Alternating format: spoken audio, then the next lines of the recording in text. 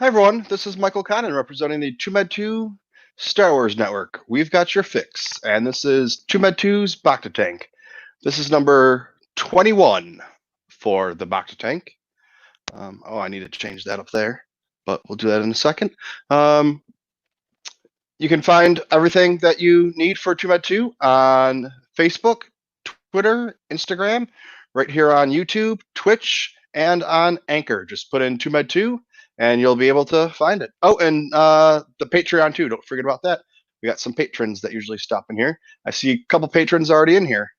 And the patrons we have that support this show are Mr. Rez, Kylo Ren Flores, Kylo Customs, Rural Farm Boy, and Chris from Kentucky. And our friend we're going to be talking with today, most of you probably know him. We have Albert from the Cantina cast. Hey, thanks for having me. Pleasure to be here.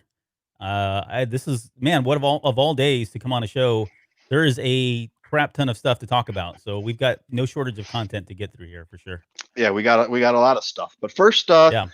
Tell me a little bit about yourself. How did you get started with podcasting and all that? Yeah, so I've been on this show now, let's see, for about, I think I'm going on year 4 or 5. I forget now. It feels like 10, and I mean that in a good way. So originally, Mike and a couple other people have kind of had, I mean, the show's been on for almost 10 years. I think we're in year 9 right now of the show. And about 5 years ago, I came on board to kind of help out with Discord. They were going to be starting up a Discord server, and they needed some help kind of helping administer stuff and getting people on, permissions, that kind of thing. So it kind of started off that way. I then went into like the social media stuff, was helping them with social media, posting things, whatever was hot and new, doing that kind of thing. And then they brought me on. They wanted to test a new program that they were going to be using to record the shows, and so they literally said, "Hey, is there anybody out there on Discord that can come out and help test this thing?" And so I said, "Yeah, sure." I wasn't actually doing anything at the time, so I jumped on Discord. I jumped on the application that they used, and we talked for all of about 30 seconds, and I never heard back from them for like 2 months. And then out of nowhere, they said, "Hey, would you be interested in coming on and doing a guest host?" And so I started off as a guest host, went into just doing kind of a permanent host type thing. Mike decided to step down, so he's the the editor or uh, producer of the shows, that kind of thing. He left the show, and I took over along with Jonesy at that point. So we brought Jonesy on, and Jonesy and I have been going on for probably a good 2.5 years now. So that's kind of where we are, and we've been going still. So I mean, I think we're on episode 329 right now. So it's been a pretty long run so far with Cantina Cast. Pretty happy, pretty proud of the show, and got some great co-hosts that I work with. So it's a pretty cool gig. Yeah, and Mike seems to come back every now and then. Yeah, we say he's the worst retiree ever, right? Because he made this big announcement: "I'm retiring. I'm gone for good. You'll never see me again." I think we brought him back a month later, and then he disappeared again for a few weeks. We brought him on again. Jonesy stepped out to do some stuff here recently, and so he's been going on the show now for, pretty strong for about the last month and a half. But we had some other guests too, like Maggie, Michaela. Some other folks have come on and popped in every once in a while. They've helped us out, really kind of carry the show along because no one wants to hear me talk for about 2 hours, although I could do it. But yeah, it's been great. So having him kind of coming back and forth and helping out, he's got certainly a group of people that really love his insights, and he brings some really great insights into Star Wars. So we're very fortunate to still kind of have him around on the bench in case we ever need somebody to step in. Yeah, I mean, I've been listening to you guys for a while. I was talking with you earlier about how I started this to make Star Wars friends, and when I started this, I had never listened to a podcast in my life. Yeah. I've seen a couple of YouTube videos, and there's a couple of people I really liked, and a couple of other people that I thought were just complete idiots. And I was like, if they can sit there and talk about Star Wars, I can do it too. Yeah. It's a lot harder than I thought it was going to be.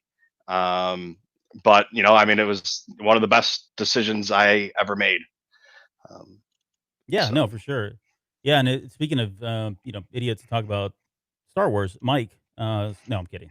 I had to get that in. There's a dig there. I just didn't want to cut you off, but there was a joke in there. So, anyways, no, I apologize to you. Well, he already said the reason that he put a comment in right at 9:30 that you must be late. That's why we hadn't started. Oh, yeah, the running joke is I'm late, but I was here for the record. I was here 10 minutes early, so I don't want to hear it from any of our followers or especially Mike Rondo. So thank you. Yeah, he was early. I usually just pop on a couple minutes before because um, if it's someone that I know that I have like a relationship already with, I don't want to sit there and talk with them beforehand because then once we start talking, it's like, well, we already talked about that. And if it's someone that I don't really know, like you, I mean, I know you because I've listened to you for years, but I've never actually talked with you. I don't want to sit there and talk with you for 20 minutes or half hour because then once it starts up, it's like everything we're talking about is either redundant or it just doesn't have the same, I guess, spontaneity. Mm, yeah, Um, that's fair.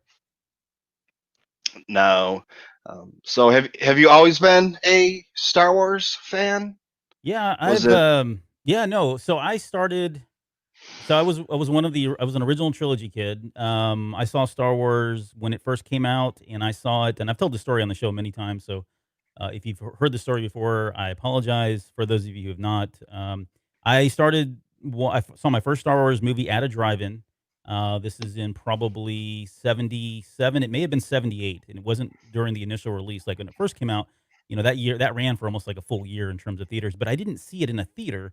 The town that I grew up in, Michigan, did not have a theater within about 30, 40 miles away. So I actually saw it at a drive-in, which we still had to go 15 minutes away. You had to drive 15 minutes just to get to this drive-in.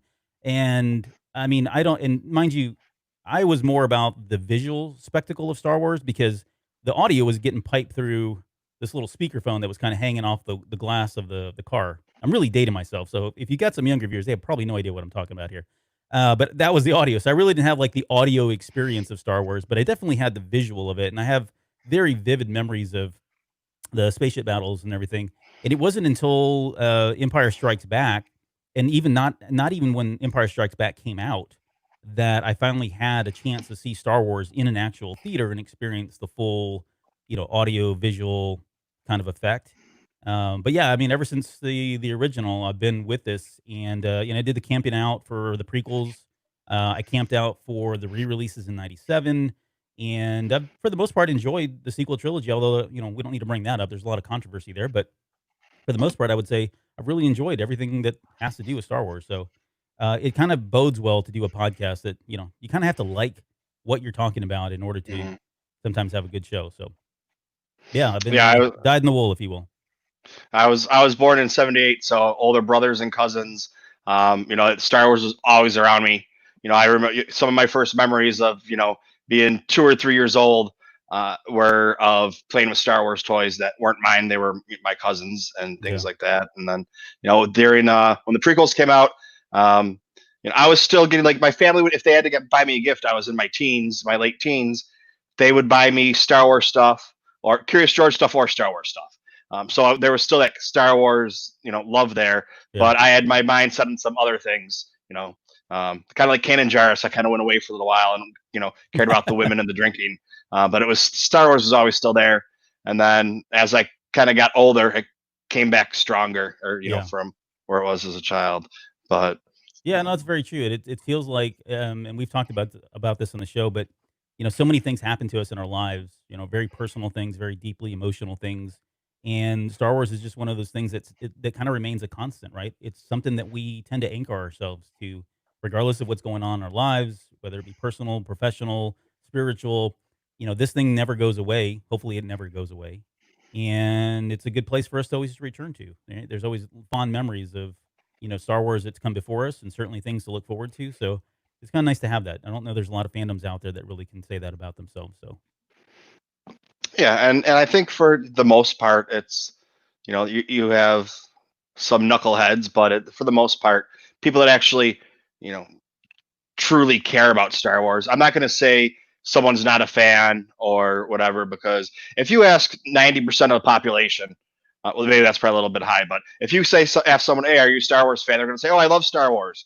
And then you start talking to them, they're like, "Oh yeah, that Darth Vader guy," and you're like, "Okay, well, you know." yeah, You don't even know the main characters' names or right. whatever, but I'm not going to say they're not a fan because they turn on the TV and it's on in the background or whatever. But there's not that many people that are fans like us, the super fans or the super nerds, um, or whatever Yeah. that are going to go to Celebration. I wasn't even trying to get a segue into that. I was going off on a tangent. I don't even know where my tangent was going. But Oh, so celebration. So we got Celebration officially canceled today, which really surprised me. I was in the park that they were going to postpone it till next year, only for a financial reason. I figured it'd be cheaper for them to postpone it. But then it was all, when can you fit into, a lot of things probably went into it. They have D23 next year, so they don't want to do it too close to D23. Right. They have, you want to keep it in Anaheim, I would assume, because it was supposed to be there. You need to be able to get the convention center for it. And I mean, so there's a lot of things that went into their decision to cancel it till 2022. But, Yeah. it's for the best. And, I already told a couple of people, I now have that chunk of money that I was planning on spending at Celebration. I'm going to go to Ireland Very next nice. year. Yeah. Ireland and England, I believe. It all depends what the girlfriend, what she does. She's the boss, so where she decides. But Well, we I'm have friends in Ireland. Yeah, no, I'm glad you know your place in the position in your Yeah, position in the yeah. relationship. So And she knows. It goes my puppy, Star Wars, and her. yeah. But she makes the decision. So Right. Right. I think if I moved her up the list, I might have more say. But I'm happy with the way things are. So let me But ask you, are you gonna? So I know there's been a lot of debate, a lot of chatter in our Discord, and just certainly on social media after today's announcement. But are you planning to go in 2022, or are you going to ask for the refund back on that? no, I'm going to go for 2022. Okay, good. And I had applied for a media badge, which it's kind of a luck of the draw. I've never applied for one before. Hmm. I've only been doing this for a couple of years, so Chicago was my first celebration. Okay. I've been to New York Comic Con a few times, but I never applied for a media badge or anything. So there's a lot of things in the works that I applied for the media badge, so I'm going to guess that anybody that already applied for one, they're just kind of going to scrap those, and you got to reapply in 2022. And we in October should be New York Comic Con. I live in New York City, so New York Comic Con is in October. I'm guessing that they're still going to have it, being that it's still 4 months out, or Yeah. Yeah. whatever. I was looking today really quick after they announced that Celebration was canceled, and I couldn't really find anything for tickets or for badges for it. I found tickets on sale for like after party things or things still through ReedPop, but not the actual main con itself. Yeah. Oh Well, yeah, I think and it's smart that you're keeping the tickets because I know some people have decided, well, I'm not going to go, and there may be personal reasons, conflicts, that sort of thing. Maybe their 2022 is already booked. I don't know, but if you think about it, there are a lot of people now that are looking at this and going, well, crap, I wasn't going to go this year because either I didn't have the time nor the funds. Now I've got a Mhm. whole year and a half to save up for this. So the demand, and this is just pure conjecture on my part, but I think the demand's going to be high. So if any of you got tickets and are trying to debate on whether or not to go, stay, that kind of thing, I would say just stick with your tickets because it's going to probably be even harder, in my opinion, to get in 2022 when it's reheld. So Oh, should be I pretty completely fun. agree with that because there were a lot of people when they announced it at Celebration. They were like, "I can't go," and I mean, even though it was a year and a half, that's still not enough time for them to Right. save up because I don't know what your spending habits are or anybody here, but um, I mean, you got to figure it's going to be if you're spending easily $100 a day between food and souvenirs and whatever. I mean, if you're there for a week, that's $700 right there. That doesn't include your hotel or your Airbnb and your plane Right. ticket or whatever. So you got to figure me going from New York City, it's going to cost me $2,000 just to go, which isn't chump change. That's Yeah. Significant a amount of little money. Sure thing. little chunk of money. But now instead of having to spend, put away $20 or $30 a week, you can put away $10 a week and have enough money to go and be comfortable. Because that's the other thing too. I wouldn't want to go there and have to scrimp or save. It's like growing up, we were never we weren't well we were middle class, but there was 5 kids in my family. Both my parents worked. We never really wanted for anything. We always had presents for Christmas and birthdays or whatever. Yep. But there was budgets, and and when we went on, but like when we went on a family vacation, it was kind of like we got whatever we wanted to. There was no budgets there, but we didn't do it very often.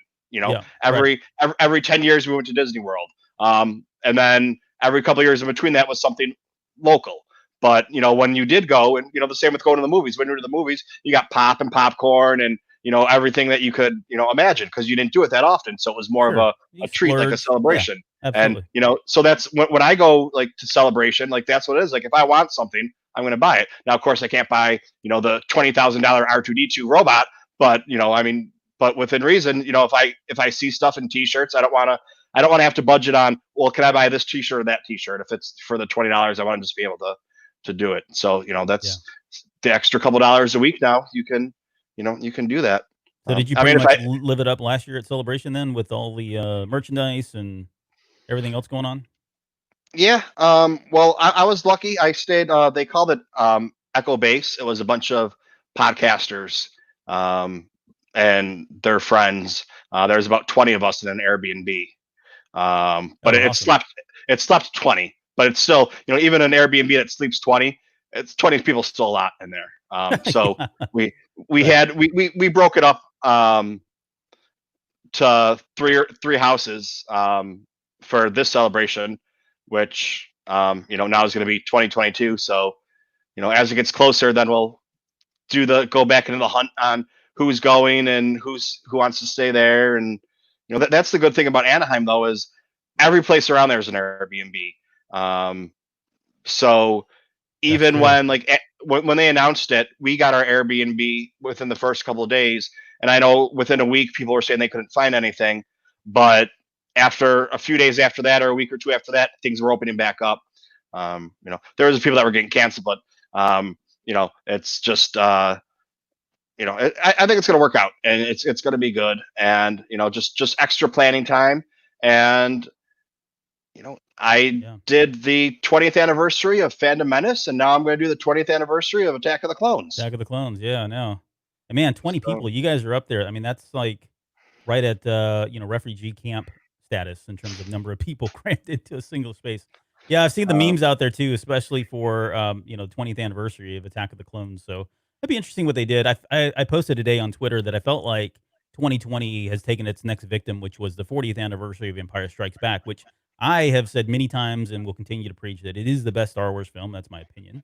But yeah, I was really looking forward to this, and I don't know. I'm curious now as to whether or not we're going to get any special content that was maybe produced. With the 40th anniversary, we certainly had some things that went on with the end of the Skywalker saga celebration last year. We got to see the reel that they compiled.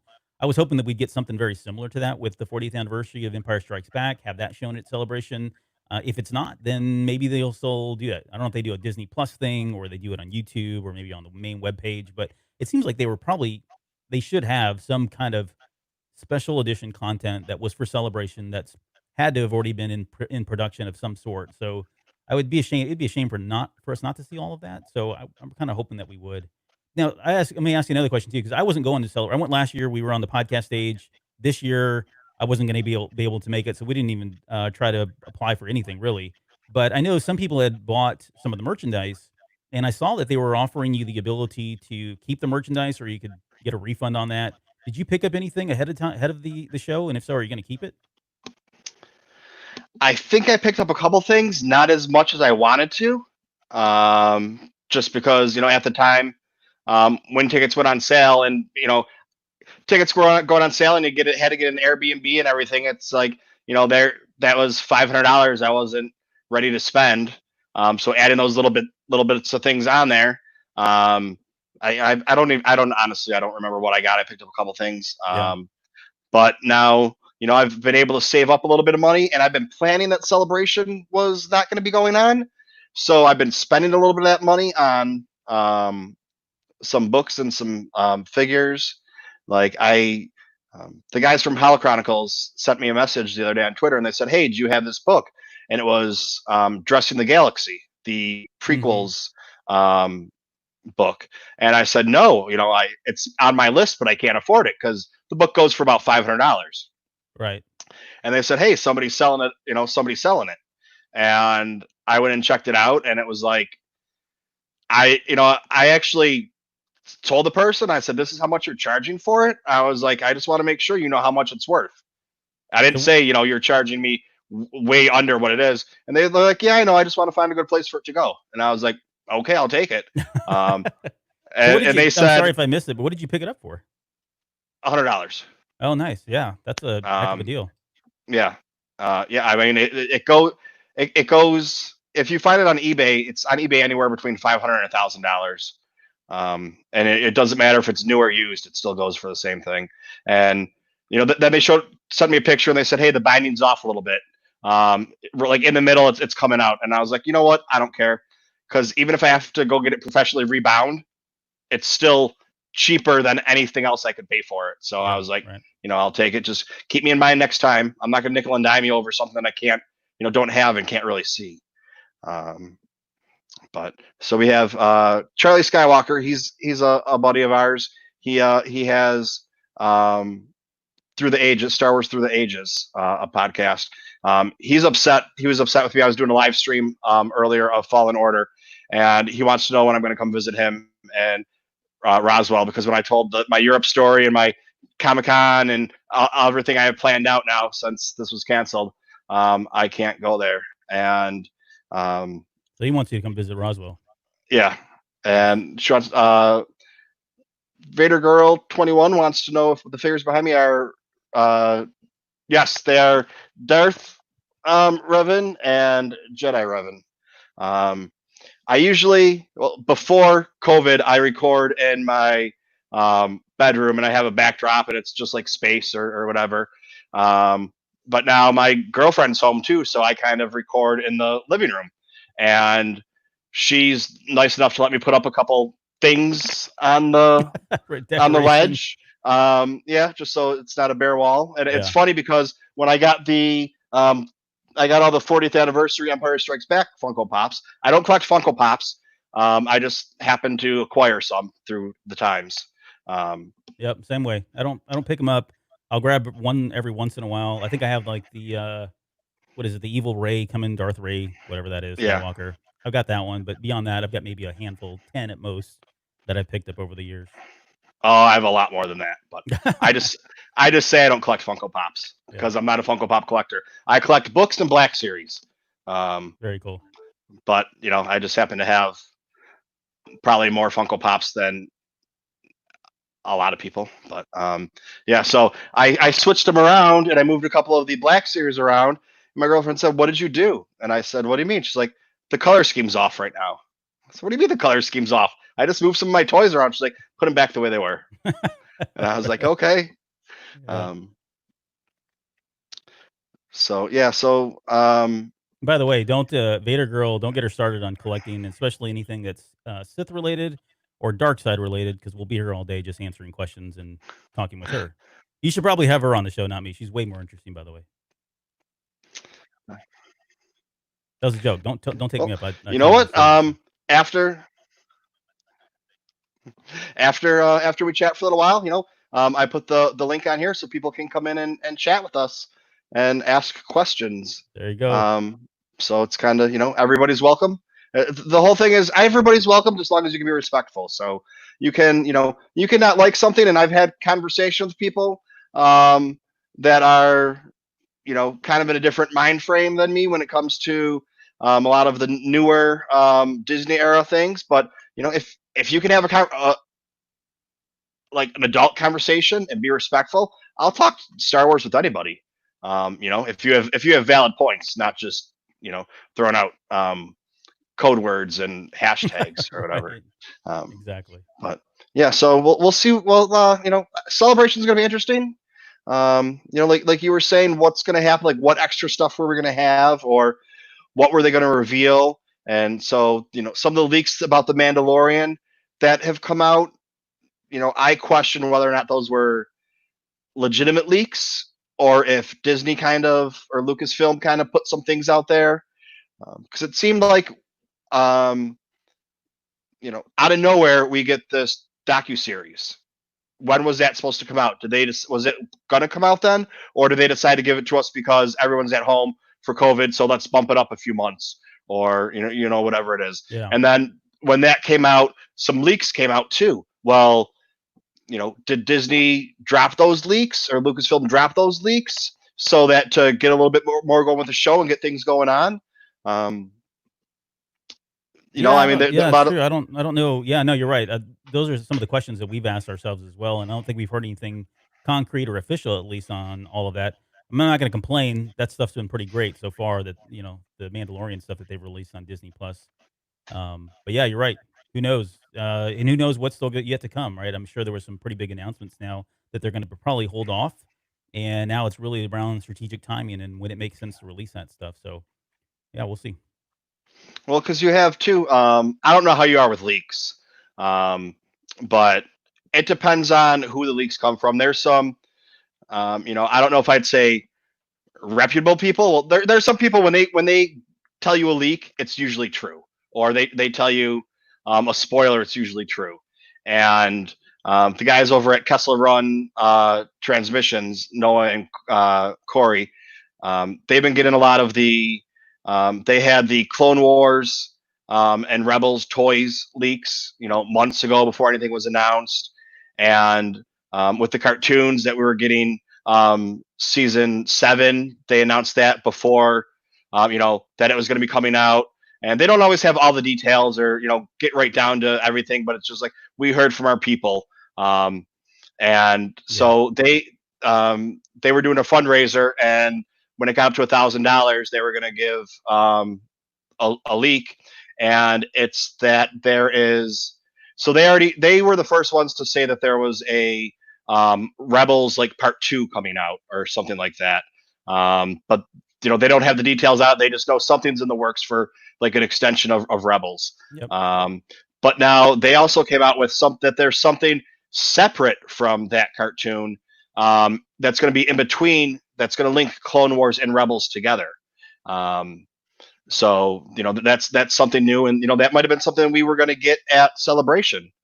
I mean, because they have to give us enough at Celebration to make it worth our while to go. And Yeah. Right. I mean, honestly, even if they didn't give us any news, it's still worth it just because I think the best thing about Celebration is the people and going and seeing your friends that you haven't seen in a year or two, Yeah. or that you talk to every day online, or when I do my streams after late at night when people come on and keep the stream going for 3 and 4 hours, especially with different coasts or whatever, meeting them in person, so I mean that would be satisfying too. It's just getting those extra things Yeah. in there. Absolutely.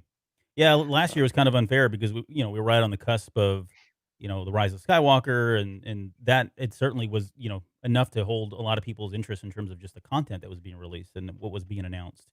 But yeah, you're right. I mean, Celebration has always been about the social aspect of it, right? Inner networking and meeting these people. I mean, a long time ago, it was people that you were friends with on chat forums or whatever else. And now it's like, here's the podcast that I listen to, or here's the live stream that I follow, and getting to finally meet those folks in person. And we certainly had our fair share of that. I mean, we did last year was pretty humbling to have as many people as we had watching our show and listening to it. And then those folks coming up afterwards and saying, hey, I've been listening to your show for 3-4 years, and finally getting to meet them. And then afterwards we had a couple of like little social gatherings we did at a couple different places around the area there, and the turnout was just awesome. I mean, and these people, again, these folks we rarely even knew we didn't even know they listened to the show, and yet they made the time to come out to those social events and be there and just have a beer or just talk about Star Wars or talk about, hey, this is my wife and these are my kids, and I mean, it was just a great experience from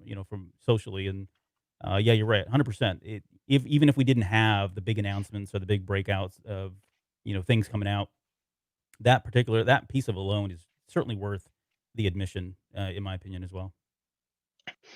Well, it's funny because it wasn't Celebration; it was New York Comic Con. Somebody came up to me and recognized me, and I was like I'm not really.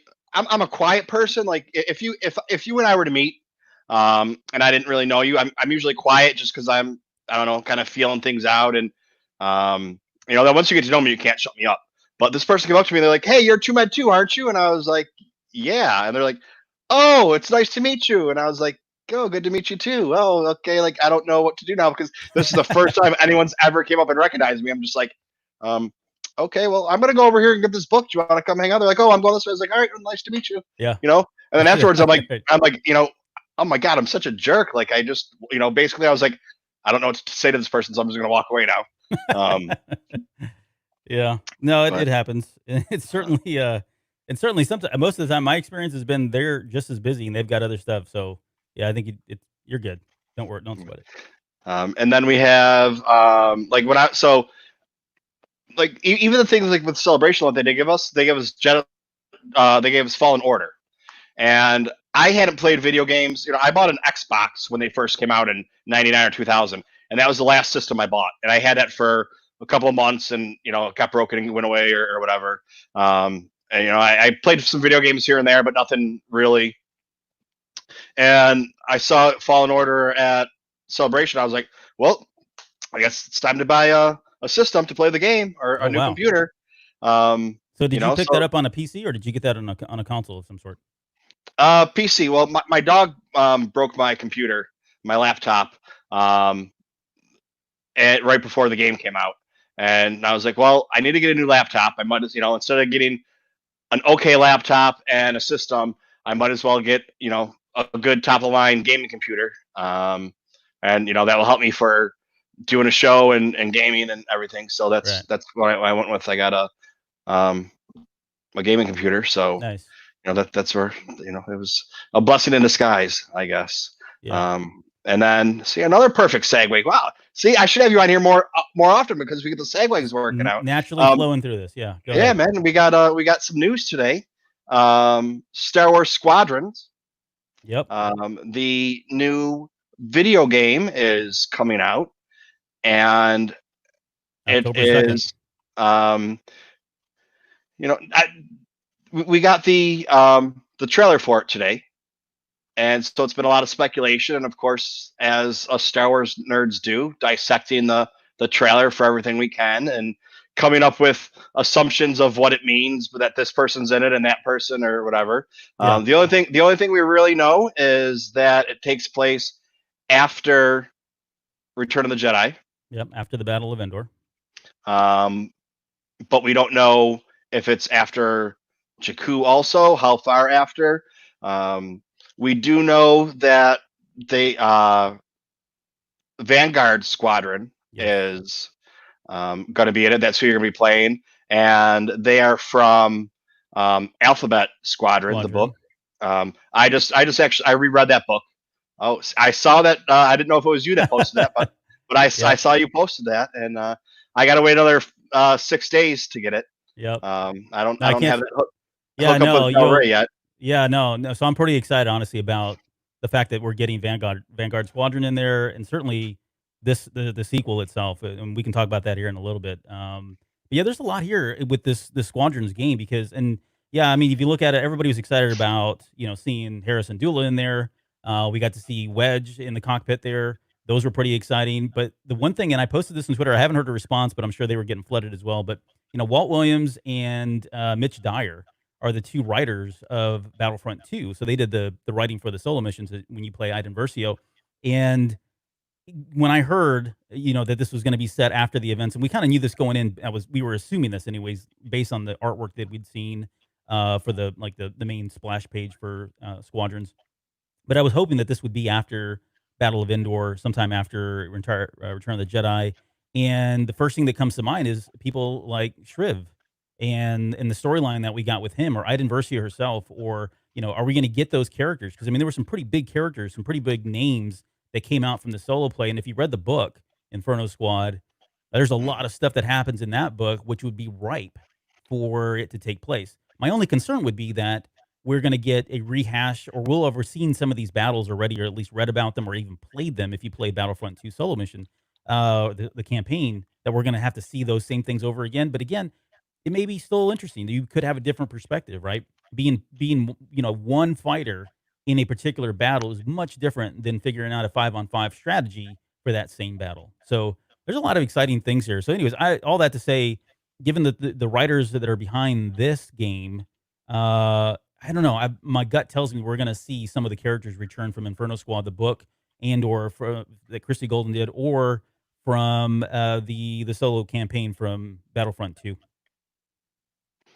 Well, that's where I'm interested to see. Because when we found out about it last week, then everybody speculated over the weekend on what it was going to be, and now it's speculation for a couple of days on what the trailer means and what we're going to get Till Thursday. Yep. until Thursday.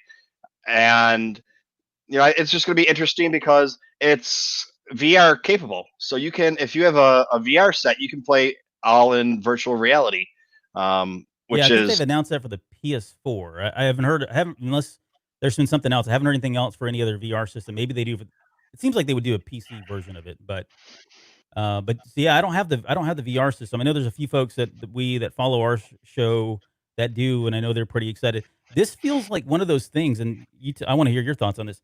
For me, like usually a Star Wars game is enough to make me buy a console. I know that sounds kind of petty and like first world problems on my end, but there are certain games out there that I've went out and bought. Like I think of like the Nintendo 64, right? When that launched, I had to have Shadows of the Empire because it was a Star Wars game that was 3D that looked like to be on a scale of nothing like I'd ever seen before, right? But this is one of those games where the game itself at $40 probably is enough to make me go buy a VR or make me go buy a PlayStation 4. I have one already, but it's probably enough for me to go buy a VR system just for this experience alone. Like Vader Immortal didn't do it for me, although I do want to do that. But this is one of those things that I think would sell a VR system, and I think it's probably going to sell VR systems just being in that first person immersive, fully first person perspective the entire time is I guess is what we're hearing, at least from a rumor perspective. Being able to do that and play in that way, like I haven't had that sensation since like X-Wing or TIE Fighter, right? Those old PC games that came out in the 90s. But for you, if you had a you know unlimited funds or you had a PS4, is this enough to make you want to dive into the VR experience? I mean, I'm hoping that it comes out VR for PC because my lap I don't have a um, VR system, but my computer can handle it. Yeah. So if it is, then I might splurge on that and get it because I got more time to save up for my That's right. I'm using my, and that's like that's the first thing I did. Not to go on my tangent too much, but as soon as it was canceled, I texted my buddy who's on vacation. He's got a podcast and he's been on here. He's done a couple shows with me. I was like, "Hey, Celebration's canceled. Let's do a get together for Comic Con 21." Just because whatever. And he's like, "Hey, we should probably figure something out for that." And then a couple other people were like, "Hey, D23," and it's like, well, I'm gonna go to Comic Con anyways in 21 because it's in my hometown. So maybe D23 I can swing that. So go to Ireland and England for my girlfriend's birthday in July, and then come home, have a month home, and then go to D23 for a week. And because that's the thing, if I'm going to go there, I might as well spend an extra day or two and hit up Disneyland. Yeah, sure, and if you're going to go to Disneyland to go to Galaxy's Edge, you got to go for 2 days because what happened? If you want to if you're going to be there, you might as well build the droid, and you got to do everything that's there because I don't know the next time I'm going to get back. Right. Just my idea. But yeah. So, anyways, so I got a little bit of money. Pull myself back in. I got a little bit of money that maybe I can buy the VR set. And Fallen Order got me to buy a gaming computer. It was either going to be like I just said, a regular computer and a system. And I just went with the gaming computer. So because it's in my eyes, it was just a better deal for me because I can take this anywhere I want to and play my video game, and I don't have to worry about I have to be in the living room to play it, or I have to be in the bedroom to play it. And New York City apartment, I have a 2-bedroom apartment, but it's still a small place, so I can't be doing. There's times I've been doing the podcaster on Saturday nights. I do a late night one, a not safe for work one. I don't know if you saw the logo. The septic one, yeah. Yeah, that's a septic tank. Regular, just we're talking about whatever. It doesn't have to be Star Wars related. There's a few of them that I took off of YouTube, and they're no longer on there just because they could be on there, but they don't need to be. People need to hear that or see that, and then some people once you get going, people get carried away, and then afterwards it's like, yeah, you probably don't want that on there. So I'm just going to take it off because this isn't how I make my living. I want to do it for fun and talk with people. So if that means I can't make my dollar having that episode on there, whatever, so be it. Right. But there's been times that she's come out and be like, "Can you please stop singing karaoke? It's 3 o'clock in the morning." That's.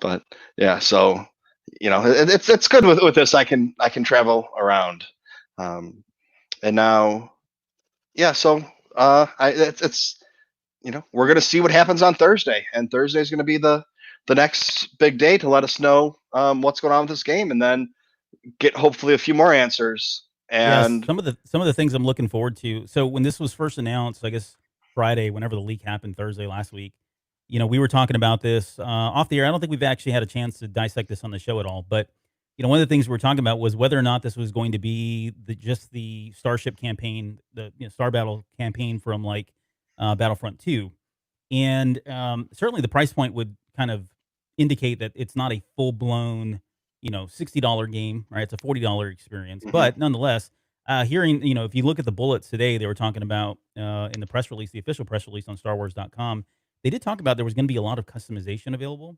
So that's pretty exciting because you think about it, being able to customize multiple fighters and have those customizations impact your strategy going into a 5v5 type scenario. There's a lot of replayability there. I'm hoping, anyways. It's all pure speculation at this point. But being able to customize your own ships, being able to customize your own characters, I think that's all pretty exciting. That certainly takes it to the next level in terms of what we saw from Battlefront 2.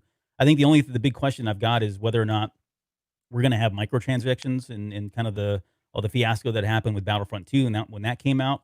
I'm not opposed to microtransactions. I know that's probably heresy, and a lot of people are take issue with that, but I wasn't one for it. I mean, I've been playing games on my phone for the number of years now where they're nickel and dime me for 99 cents here, $5 here. I don't know. It wasn't too big of a deal. It's going to be interesting though to see if they do that with this game. Hopefully they don't. Hopefully they've learned their lesson and they allow you to be able to customize without really having to dig deep into your pocketbook. But yeah, there's certainly something to look forward to there. And I think the other thing that I'm really interested in is how long the storyline is going to be. Like with Battlefront 2, I mean, I don't know, your mileage may vary, but that solo campaign was anywhere from 4 hours maybe to 6 hours, and longer if you really wanted to milk it and kind of take it all in. But I've replayed that a number of times just because I like the storyline. But at $40, you got to think the campaign's probably not going to be as long. Maybe it is. I don't know. All I'll say is with the storyline, again, I think it's in good hands given the writers that are certainly behind it. So hopefully they reveal some of this stuff on Thursday. They said we're going to get gameplay, and based on the screenshots or at least the trailer today, I saw this. Someone, and I forget who posted this on social media, but someone actually did a side by side with the cockpit that we see in the trailer with that of, I think it was either X-Wing or TIE Fighter, the old PC game, and it looks like they've borrowed a lot of the aesthetic and a lot of the controls from those games in here, which is cool because that's a nice little shout out to some of those classic games. And again, that's the last time that I've ever had a true, like, really good experience with combat simulators in Star Wars land. Although Battlefront 2 is pretty good, just it's not the same. That's more arcade style.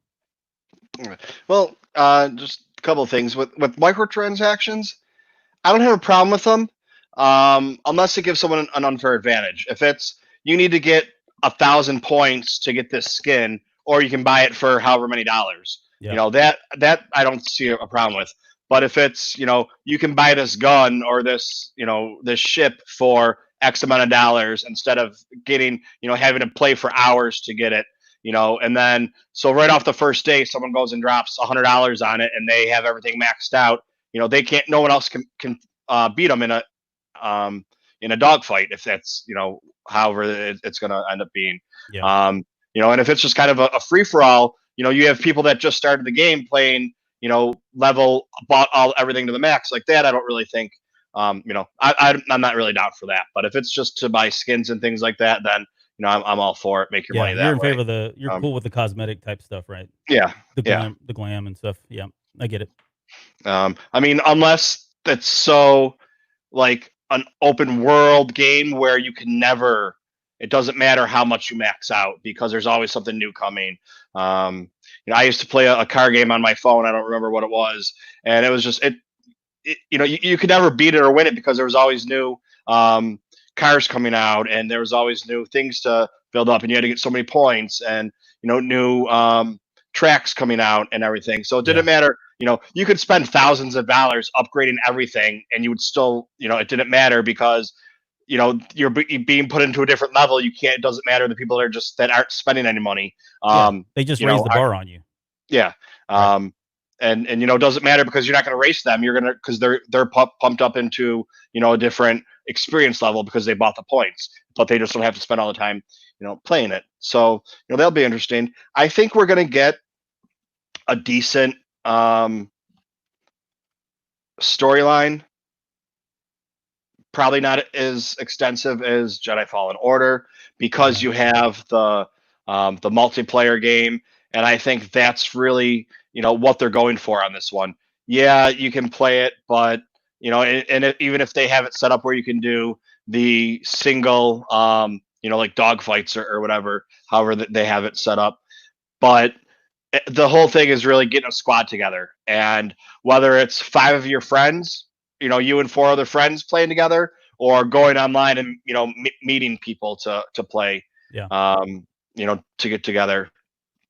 I think that's kind of more along the target for it. So, if you want people to play as groups, the easiest way to get them to play as groups is lower the price a little bit, because instead of selling 2 of them at $60, you're going to sell 5 of them at $40, and you make your money that way because simple economics, drop the price a little bit to sell more, because you have to sell more because people want to play as a group. And then if you are really just playing the storyline, it wasn't as expensive as some of the other games out there.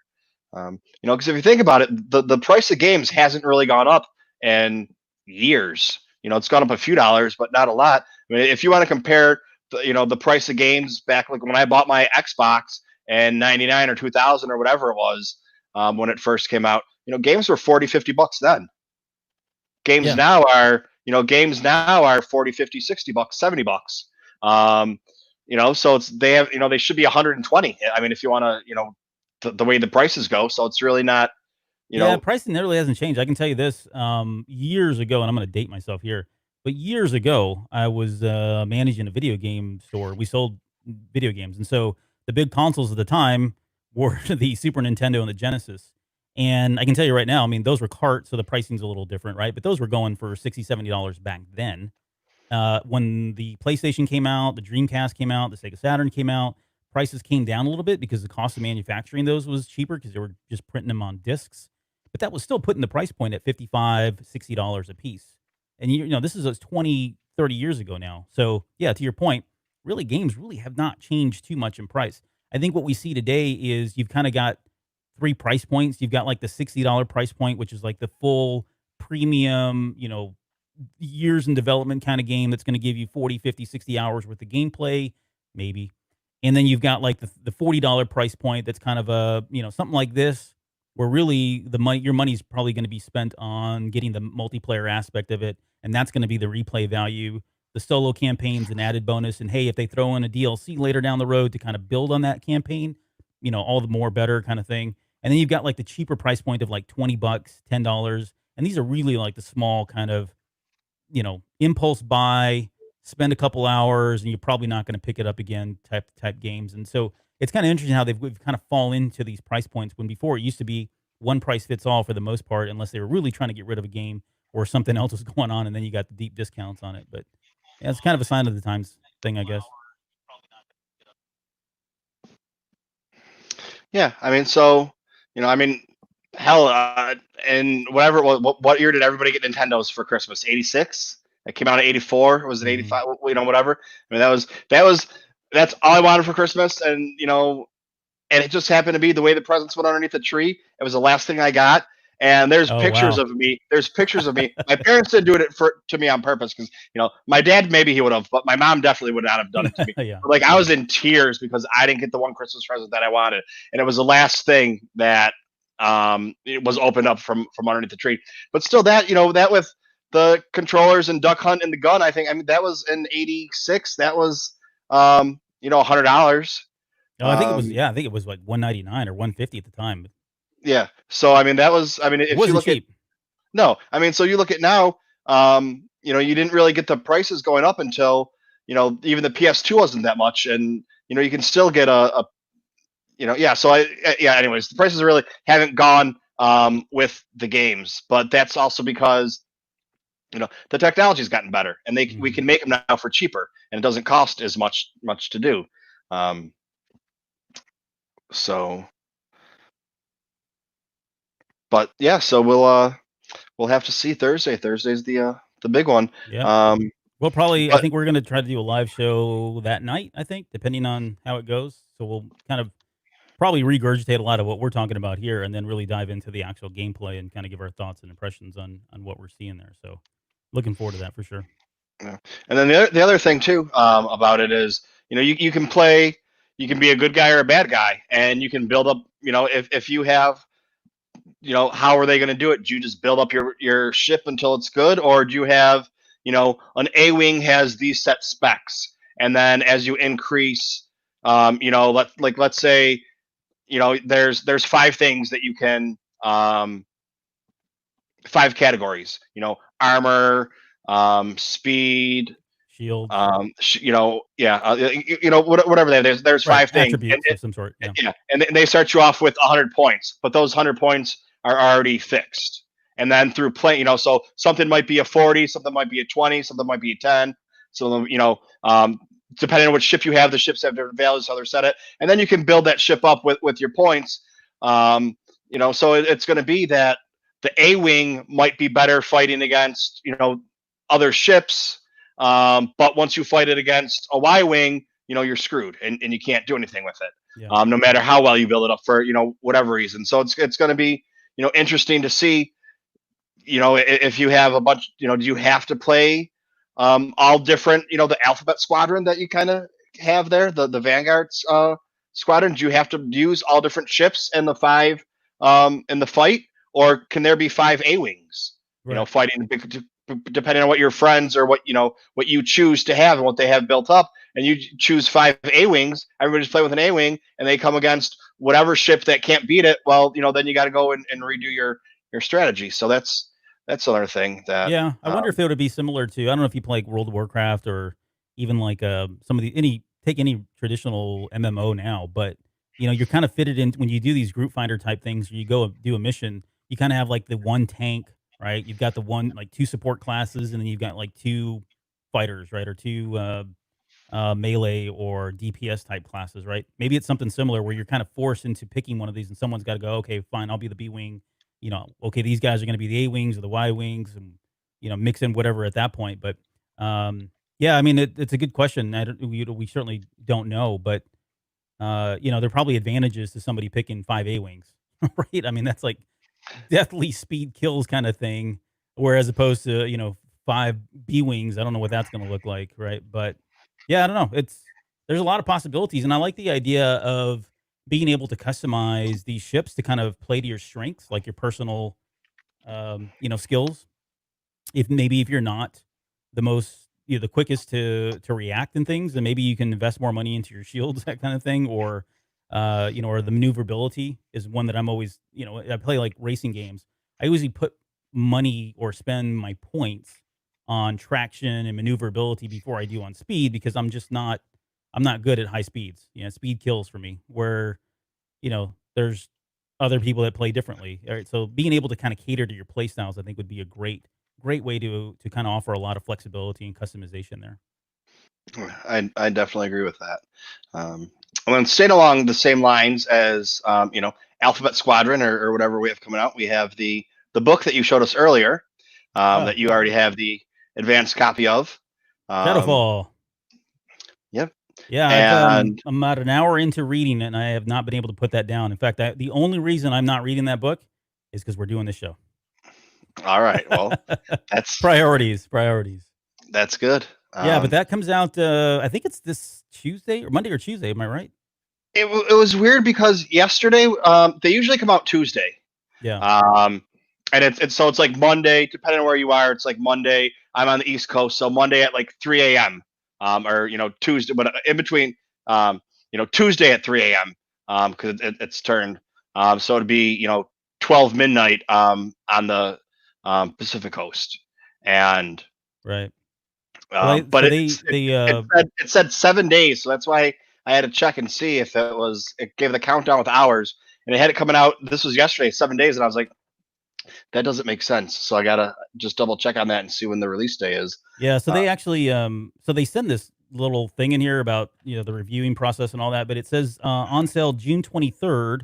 The embargo is until June 16th. So we have until tomorrow, I think, before we can say anything about the book. So yeah, it looks like the 23rd is when it actually goes on sale, hardcover. And I haven't seen who's doing the audiobook. I know Mike on our show is a big audiobook fan. He definitely listens to that. I haven't had a chance to look to see who's going to be reading this one.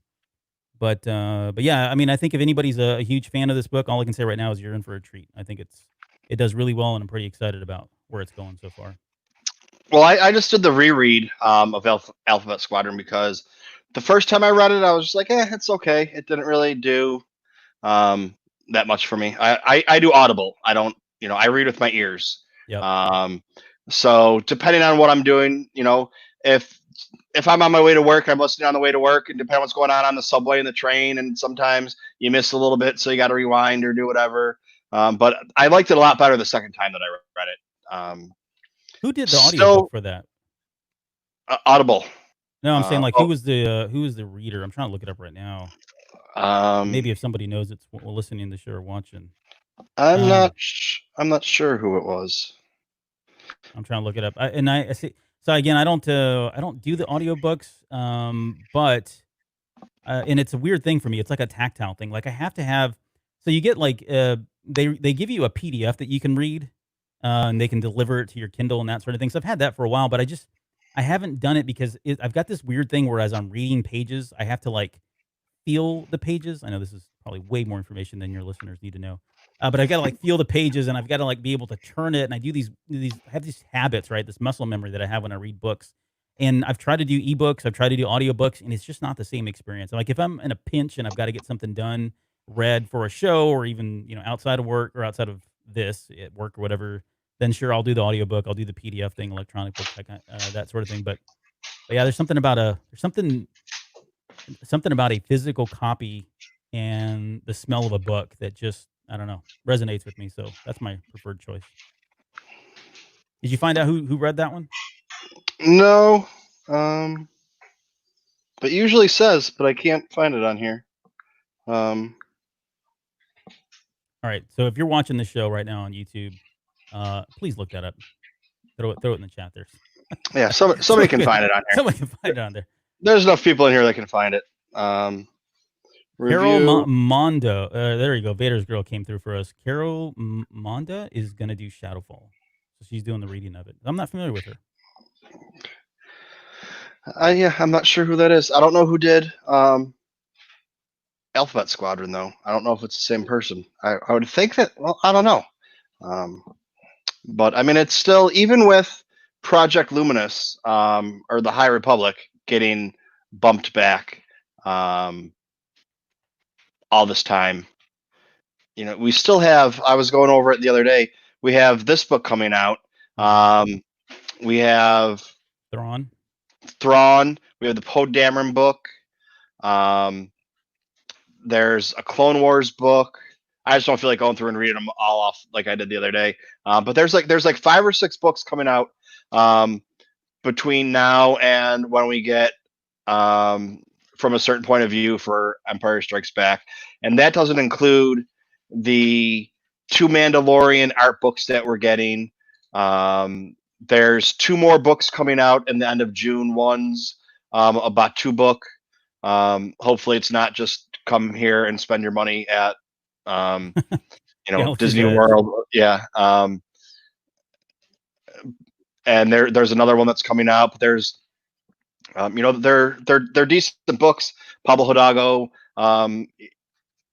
has a vehicles book coming out.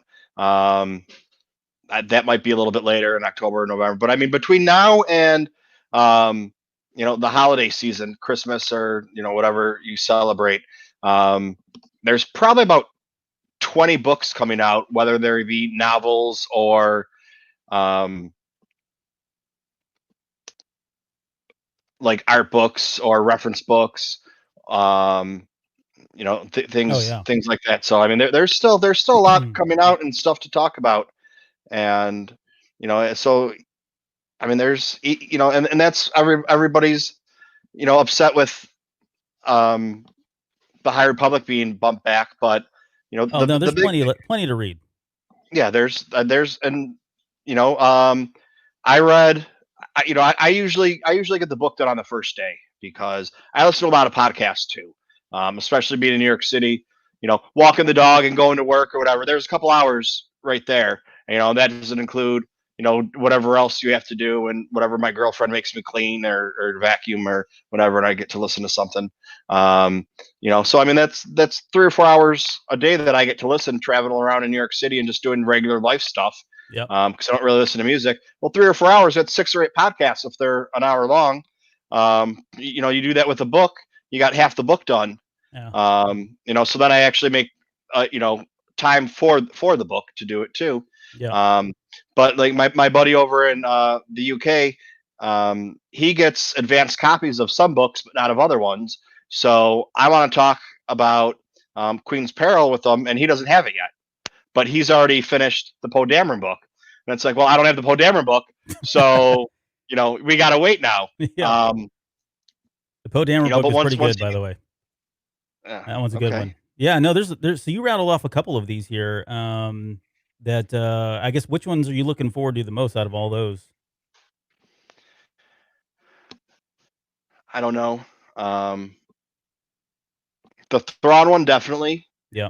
because I mean I'm one of those people that I like Thrawn a lot because of he fights. He's kind of like a Jedi without the Force powers. Yeah. He uses his mind and studying and intelligence to win. Yeah, he's kind of like He's the Lex Luthor of.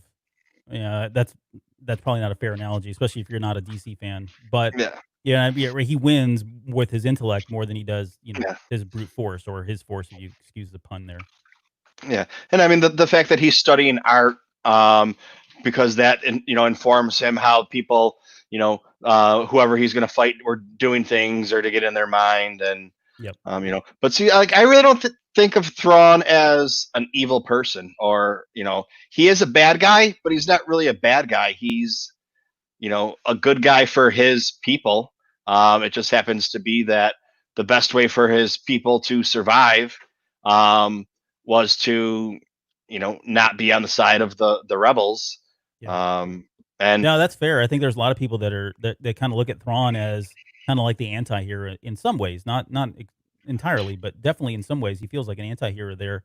And we've said this in the show before, even like the Sith, right? You can hate the Sith all you want because they're bad people, evil people, but at the end of the day, generally they speak the truth, right? They're not lying most of the time. Whether the Jedi want to hear it or whether the Republic wants to hear it or anybody else wants to hear it, that's a totally different story, but they're usually on point. Now, don't get me wrong, they can do some pretty awful things and they've done some awful things, but in those aspects of right, somebody that's actually just telling the truth, or somebody that's doing something because they truly feel and believe in what they're doing is the right thing.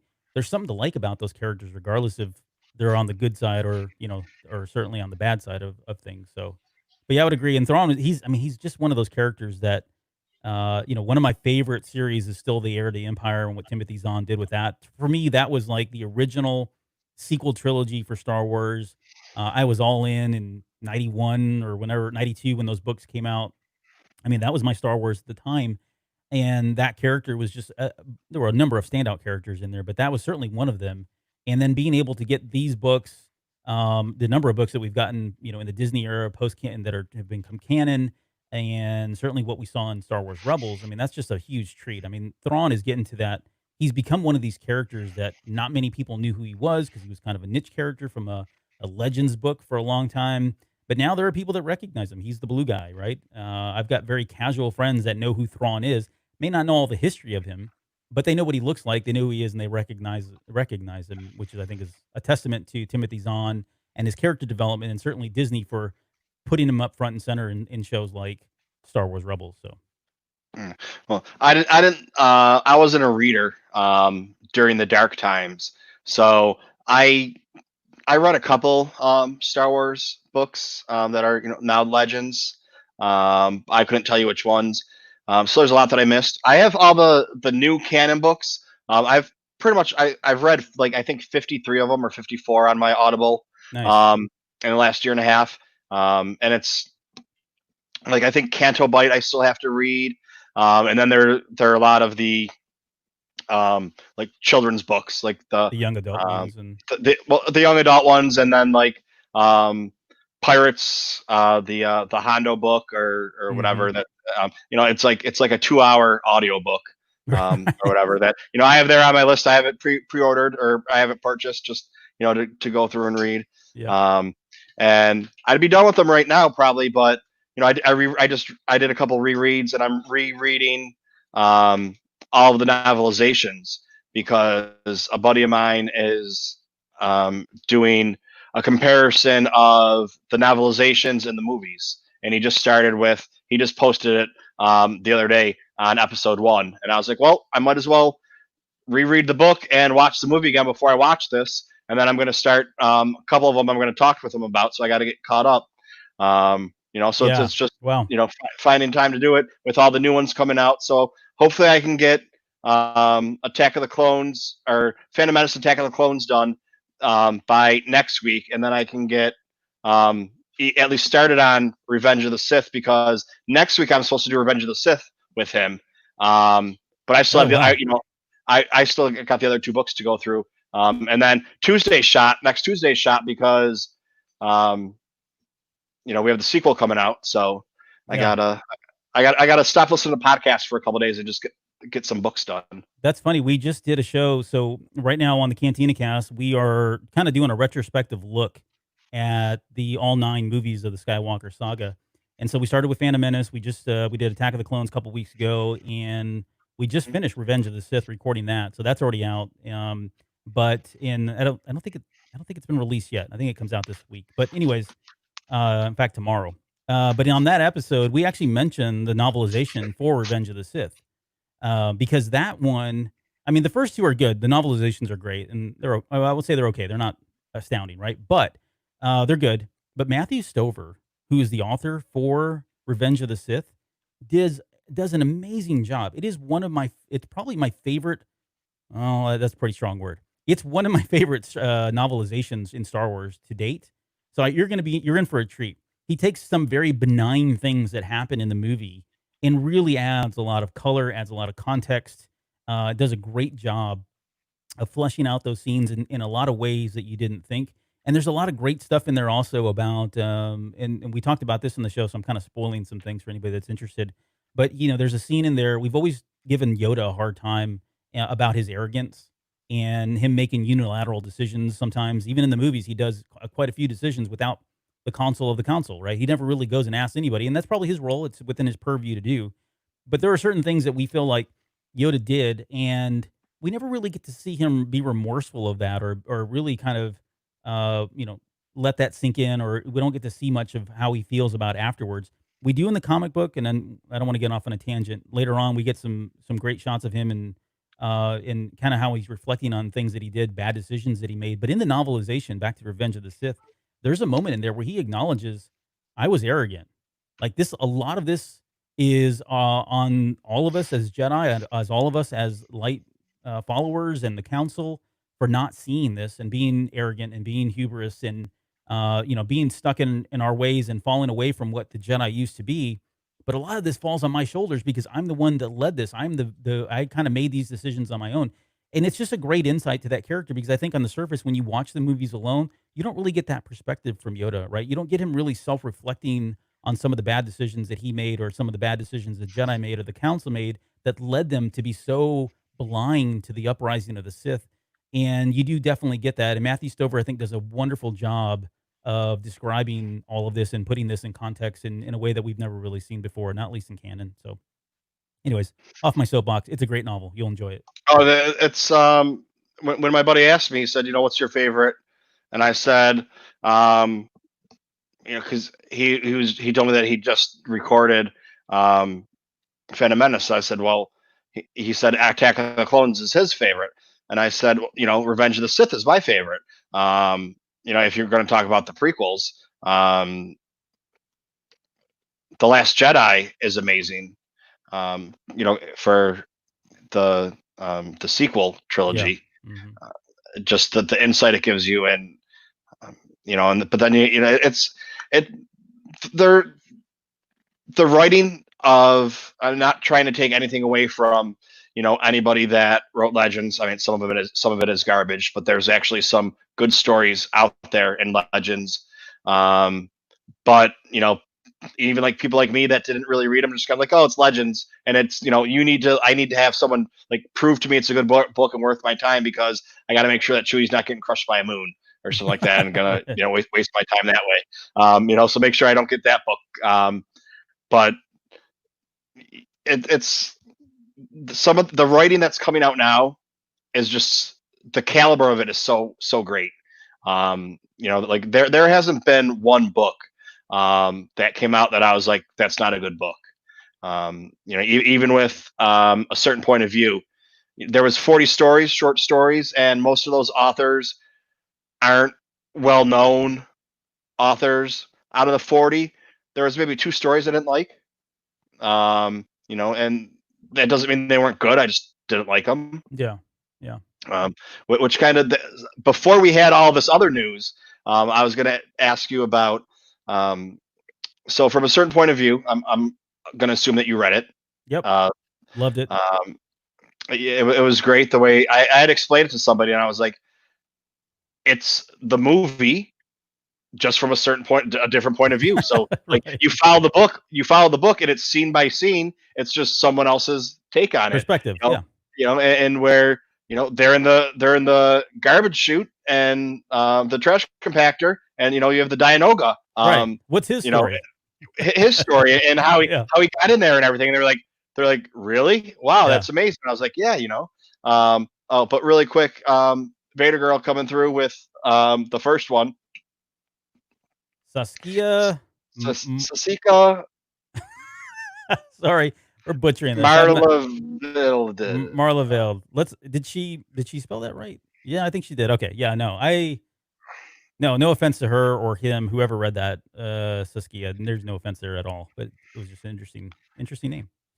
Yeah. Yeah, A Certain Point of View was great. I really enjoyed that, and I know like Mike on our show didn't like it. I know Jonesy did. He certainly we broke that down and shared some of our favorites. We didn't do a full kind of deep dive into the book itself because there's just 40 stories, right? I mean, there's quite a bit of content there, but it's an interesting concept. It's a concept for people like me. I really like that stuff, right? I need to know all of the details of what's going on. I know there are people that are like, you know what? I don't care how the sausage is made. Just give me the sausage. I don't care. I don't need to get all the fine details on what was going on with a particular droid or what was going on, what was said, or whatever the backstories on some of these characters. But I kind of like that. I'm one of these completionists, right? Where I've got to have everything, and the more that I have, the more whole I feel. And that sounds petty, but that's true. And that certainly is kind of the book. This book delivers, and that's what I'm looking forward to with the Empire Strikes Back version. There's so many stories that happen in Empire Strikes Back for just these characters that are on screen for a split second that I actually do want to know more about. Right? I want to know, why was Wilrow Hood there? What was he doing? Why was he running? What was that really in the container? Right? That's one story that I hope they get into. I want to know what Lobot was thinking about. I want to know what his story is, right? I know we know a little bit about him, and certainly there's a lot more from the Legends perspective. But this is canon, right? There's going to be new stuff here, new things, new aspects, angles, points of view, perspectives, whatever of these characters. That's another one. We joked about the protocol droid when 3PO passes by him and he says "Ichuta," right? We've always said that is him cussing at him like "F you" or saying something to that effect. And I said there's probably a story there where he's just had a horrible day, and I hope we get the horrible day that he's had leading up into the events, and that story ends with this other protocol droid 3PO being super obnoxious and him just saying screw you, buddy. I don't have time for this kind of thing. And I don't know what your viewer is. I don't want to say anything bad, but yeah, I mean that's Oh the no, kind of you can. You kind of that's those are the kind of stories that we get from something like A Certain Point of View. And obviously, I'm even more excited because we've had the New Hope, we've got Empire Strikes Back, and spoiler alert, we're probably going to get one for Return of the Jedi. And again, there's a number of characters and things that happen that I'd love to know more about that I don't necessarily have to know about. Right? It doesn't do anything probably, but it certainly expands my knowledge of Star Wars and it makes me enjoy the stories even more, which I think is what this book does, right? It's a good supplement to the movies themselves and a good supplement to the stories that we've come to know and love. And it just gives us that additional insight that we never really thought of. And it makes you do think. The thing about the certain point of view stories, though, that I will say that, and this is something again we go back and forth on the Cantina cast with, is this whole notion of a certain point of view, right? The term itself kind of opens it up. It lends itself to be able to say things and do things without really being too committal. You know what I mean? You can write something down, and the minute you say, well, it's from a certain point of view, it makes these things float in the gray. And I think if there's one criticism that I have with like Star Wars, or at least that phrase of a certain point of view, I do like to have things black and white. And maybe I'm a Sith and I deal in absolutes. I don't know, but I like the grayness of it all. And I don't like the grayness. I don't like having to think about, well, was it true? Was this really what happened? Is that really what the droid was thinking? Was it really his own conscious that did this, or was it the Force that did it? And I'm speaking of what do you call them? R5, yeah, R5D4. R5D4, right? I mean, that story was one of the more controversial ones because in my head, the head canon that I had for so long is very different than what I read in the book. But it's from a certain point of view, so maybe it's not, right? I mean, that's kind of the cheeky thing about the stories. Yeah, and then are we gonna get the probe droid story where it gets shot twice and blows up? Yeah, what was Or he thinking in his last moments?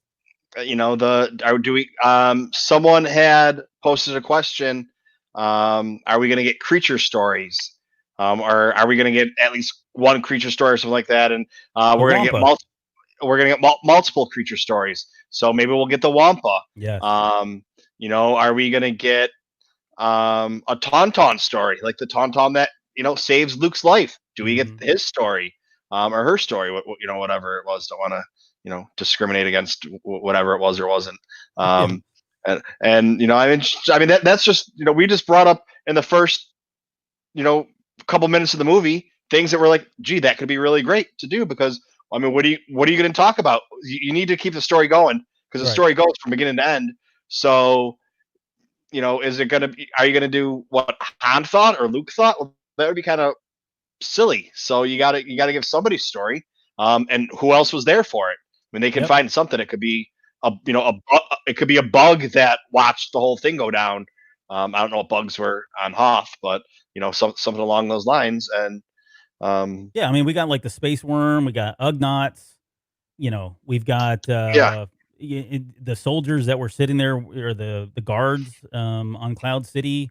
We could have some creature that we've never heard of, have never seen before, that lives on Dagobah, who is kind of witness to all of what's happening with the ship coming in, and then certainly the training, and maybe something in the cave, some kind of a further exploratory story on the cave itself and what that's like, or past events that have happened in there, other things that have happened in there. I mean, there's a plethora of things that they can really go for and do with these types of books that, again, don't necessarily change anything. They don't modify or really change the main storylines, but they give you that additional perspective, right? They give you more context there, which I think is really great, especially if you're a big Star Wars fan, because we always want to know more. Right? We want to know as much as we can about it, and because we love it. So yeah. looking forward to it for sure. Some of them are just fun stories and just kind of fluff, like the Dianoga. We don't need that. We didn't need to know that it was in a fish tank and then it got thrown into the sewer and that's where it ended up and it's been living there. And he was trying to be nice, and why is he getting shot with a blaster? He was trying to say hello to Luke. He wasn't trying to drown him. He was just trying to or whatever. And so it's like, okay, that really doesn't matter. But then you find out like the R5D4, and you find out that Qui-Gon's been talking to Obi-Wan, in the book, and Tarkin and things. So it's like some things are just kind of fun, and other things actually make the story even better, or make what really happens better. Yeah. So here, just quickly, another story that you mentioned, another book that's coming out is Clone Wars: Stories of Light and Dark. So that book is very similar to A Certain Point of View. It is the certain point of view from the Clone Wars perspective. So they actually go through different. If you look at the Clone Wars series themselves, they've taken stories and they've intermingled these sub stories or these background stories in them as well. And it's great. I mean, it is like, of all the books that are coming out, The Empire Strikes Back, A Certain Point of View is one that I'm really excited for. But so far, my favorite of the stuff that's to be released has been that book. So I don't know when the embargo comes up on that one, but I am like dying to talk about that one. And if you're a big Clone Wars fan, and yeah, I know somebody said, "Is he a Clone Wars fan?" Yeah, I'm a big Clone Wars fan. If you can't tell. But if you're a Clone Wars fan, you definitely got to run out and grab that book. You'll do good by picking it up. There's some great stories in there and things that you didn't even think of or didn't realize was happening in the Clone Wars series. So same kind of thing. And then the other book that I forgot to say is the George Mann book that is going with the Myths and Fables. Yep. It is, I can't think of the name of it right now. I haven't seen anything on that yet in terms of when it's coming out. It is coming out next month. I'm pulling up right here. I interviewed him July 28th. The dates changed a little bit. Star Wars Dark Legends. So it's Yep. like the horror stories or whatever. I interviewed him. I interviewed him a while ago, and it kind of sat there on YouTube, and it was kind of a Patreon only thing. And they had the whole they had the whole interview. It wasn't cut or anything. And then I cleaned it up a little bit because sometimes even when I'm doing an interview with somebody like that, I still go on my tangents, and I talk probably a little bit too much, and not do enough of the interview. Yeah. But I can't help it. My girlfriend calls them Michael stories, and I'll be done. She'll be like, you could have made it a lot shorter by just saying this. I'll be like, yeah, right. just not me. So I try and do better when I'm talking to an interview or something like that. But yeah, it was a little over an hour interview, and I cut it down to 40 minutes. Just I got rid of my bullshit that I was just talking pretty much the whole time. And yeah, I I'm probably looking could forward to that one too. I need to go check. Sorry, I didn't mean to cut you off, but I need to go check out that interview. I've not heard or seen that one yet, but I did enjoy Myths and Fables quite a bit. It was a very different book. I was really excited for that one when it was announced last year at Celebration, and was pretty happy with it. But this one, this Dark Legends one, I think it's like 6 stories, and set in a horror kind of theme. So yeah, I mean that's kind of right up my alley. It's very different. I just wonder how dark they're going to try to get with those, and whether or not they'll actually cross the line. that I'm not sure about, but like when I spoke with him for Myths and Fables, he had like 20 stories. Some of them were a little bit more hashed out than others, Yeah. and out of those 20 stories, the one out of the 20, the ones that made it in the book were part of the 20. And I said, so where are the rest of the stories? And that's what he said. Some of them were just kind of ideas. Some of them were written out and they didn't like them. But that's when he told me that some of them made it into this book. So I mean, this was, he couldn't really talk anything about the book. So, the book was done way in advance. He already had it written when I talked with him in November or December, whenever it was that I spoke with him. Yeah. And I was honest with them. I was trying to get an interview with them, and they kept blowing me off. And I was at the doctor's office, and they're trying to check my blood pressure. And the publicist keeps texting me and emailing me, and the doctor's like, "You need to put your phone down because your blood pressure is so high right now." I was like, "No, you don't understand." Yeah. And I have to take this call. Yeah, I'm in the cab ride home from the doctor, and they're like, "Can you do it in 30 minutes?" And I was like, "Well, no, I can't do it in 30 minutes. I mean, I did it, but I wasn't ready. I wasn't ready for it. I didn't, I wasn't home. I didn't have anything set up. I knew about the book. I'd done a little bit of research, but not enough where I should have been. But it was actually my first interview. So it's not. I'm my biggest critic, so I don't think it was that good. Everybody else tells me it was good, so Yeah. I'm gonna take that with Cool. Yeah, a no, grain of I'll salt. check it out for sure. I was a big fan of his work in that one, and I honestly had never read anything that he had done before. But just the idea, I mean, the cover is what kind of really sold me, but and maybe it was just getting caught up in the all of the hype and everything at Celebration, but that definitely was a book that I really enjoyed quite a bit. Yeah, the illustrations in there, Grant Griffin, I think was his name. Yes, yeah, Um, Amazing work. I tried to um, talk to him, and didn't get him on the um, show. yeah, it didn't work out too well. But that's there's always more. That Yep, when I found out there was a new certain point of view, my first thing is I got 40 new people to talk to. exactly. You You got to know, track these guys um, down, start stalking them now. yeah. Well, that's you know, um, I've learned it's kind of a numbers game, and Yeah, if you can get in there in time, and they can only do so many interviews, and so many people try and get a hold of them, and I try and I try to do on here to do it. Like I have an author coming on next week, and he can do it Monday night. He was supposed to do it before and couldn't do it, and whatever. But like because this is what I want to do. It now. If I have to do like an actual interview on a Tuesday at 2 o'clock in the afternoon, that's fine. I'll do that too. But I'd rather just get him on the show. yeah. But I listen. I'll do whatever I got to do to talk to you. I'll do it. So Hey, that's half because the battle right there is just trying to the persistence of it all, right? Because yeah, you're right. It's a numbers game trying to get people on. We don't do hosts or we don't do like interviews or guests or anything like that on our shows, but I know other shows that do, and yeah, the feedback is similar. It's just you got to keep asking and not take it personal. They just got busy schedules, and you got to work around it as much as you can.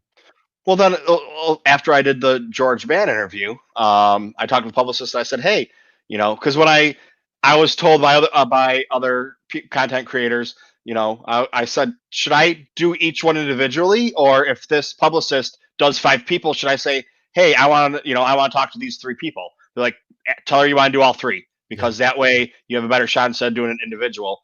I did George Mann, and there was a couple other ones I wanted to do. And she's like, "Well, you got to give me some time. They're not doing it, but maybe in a couple weeks there'll be a spot open." right. And then a Yeah. couple weeks went by, and I hit her back up, and she's like, "Oh, well, we're not doing that anymore. You have to deal with their personal publicist." And I was like, "Okay." And is this how it's supposed to go, or am I getting blown off? And they just want to be, you know, So I still don't know, but we'll Yep. find out. But I guess, um, yeah, the one Don't give up. Stay in the game. yeah, you gotta keep going, and maybe finally, if somebody likes me, somebody that gets me another interview, and then not that I'm going to be the Barbara Walters of Star Wars book podcast news or anything, but it'll Yeah. be Now at you're least. now you're dating yourself, Michael, with Barbara Walters there as a reference. But I got it. I Well, got that one. yeah. Um, all right, so let's see. Is there anybody in the chat that wants to come on here and say hello? Um, you know, Get Vader's you know how girl it on here. She's always good for a good conversation. it is with the live chat. Sometimes you don't have enough room for people, and sometimes you can't get people on. Um, so just all depends. Um, and what we got?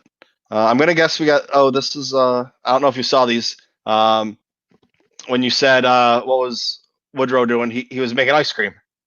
Oh, Mr. Ed said no, yeah, of he's making course. sorbet. Um, and then this is one of the things that was talked about.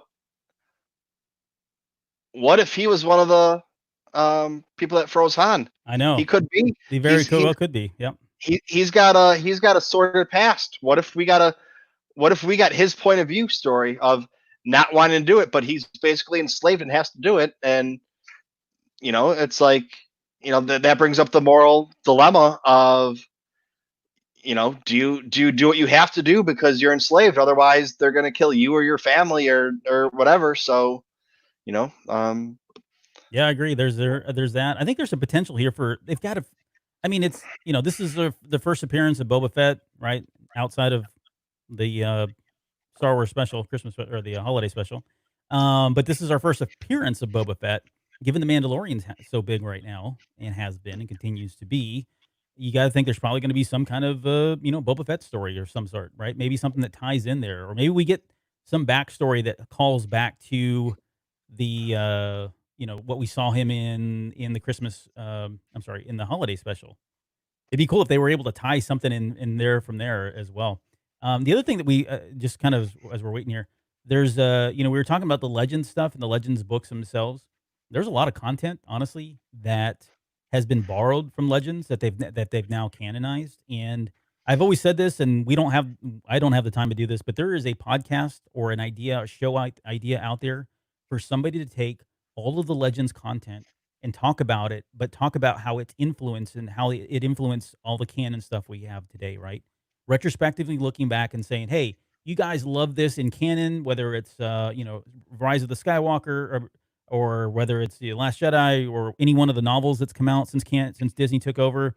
And here's where the inception of it. It actually came from this particular comic book, or it came from this Legends book, and really kind of talking about the parallels, the differences, and the similarities between them and all that. There's a show there, I think. I think a lot of people would be interested in seeing that because you got to realize we've got a lot of new fans that have come on because of Disney, right? Hmm. They wanted to be a part of Star Wars because of Disney, and that's the truth.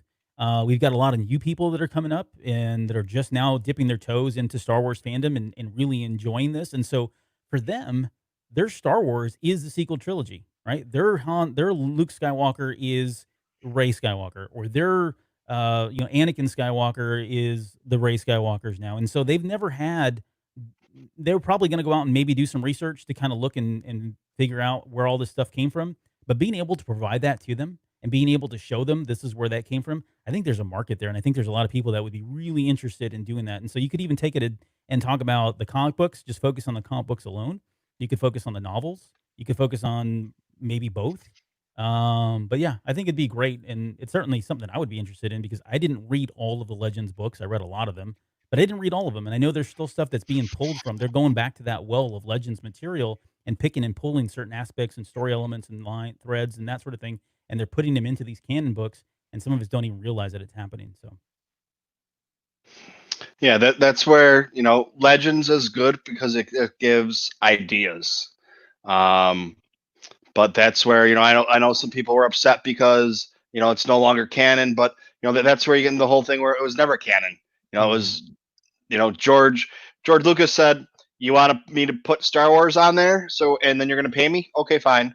And right. that's how you have some stuff that's Luke falling in love with a spaceship and or whatever it was, and Luke, but so it's like you can't really have all that canon because a lot of it is not even with some of the stuff now that like Clone Wars, how it's from a certain point of view.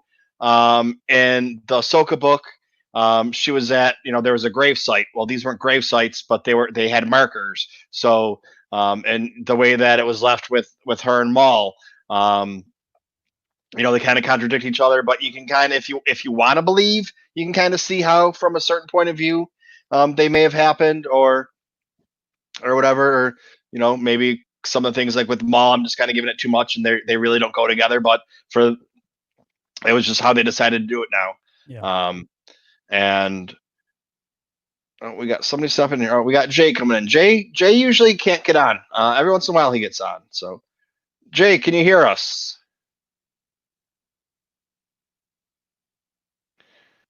He has some internet issues, so every once in a while he tries. He was on the other day for a little while, but um, Oh, I hear something. That's awesome that Jay, he are you tries. there?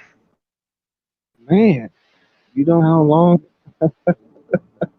How you doing, Jay? Oh man, I've been trying to see if I can trying to get back to this thing. I'm gonna have to make it a little quick because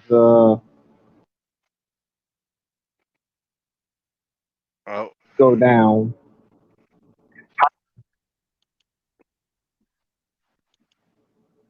Hey, yeah.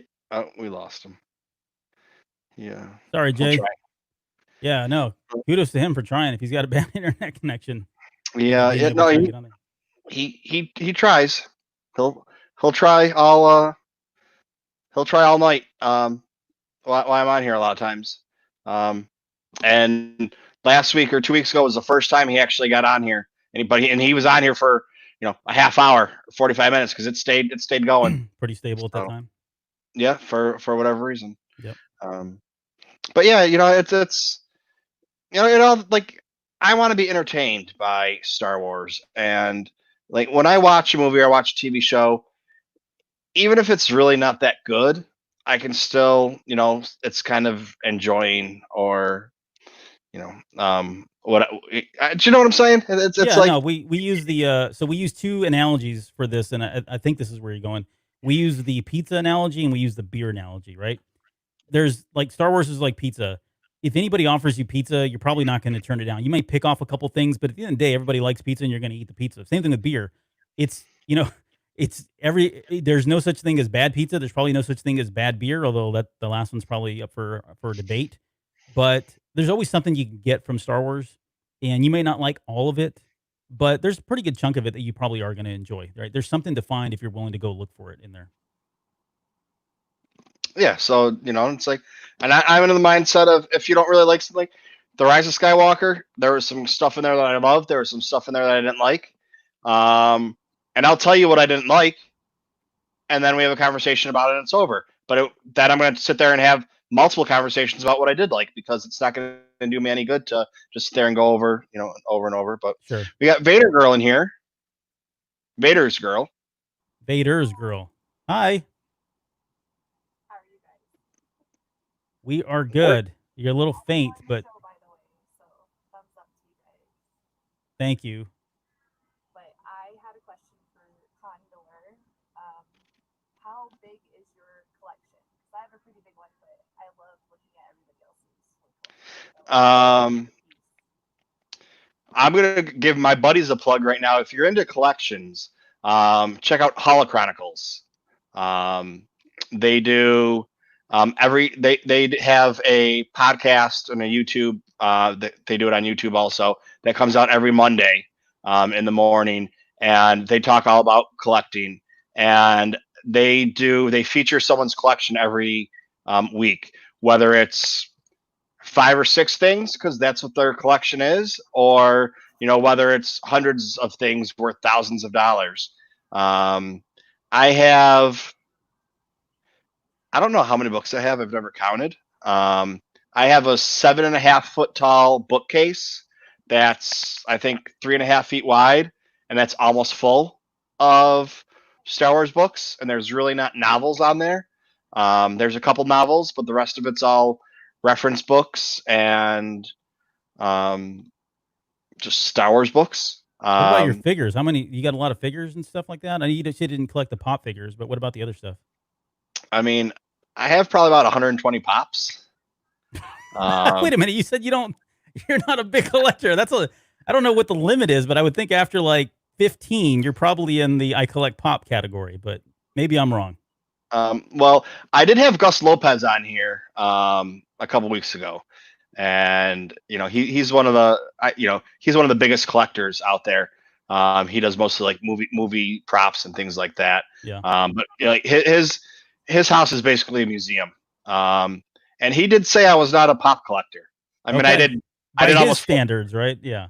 Well, no, I forced him to say it. I was like, I kept saying it, and he said, "No, you're not a pop collector." I said, "See, there you go," because all my friends in the chat. And then I probably have about 100 Black Series.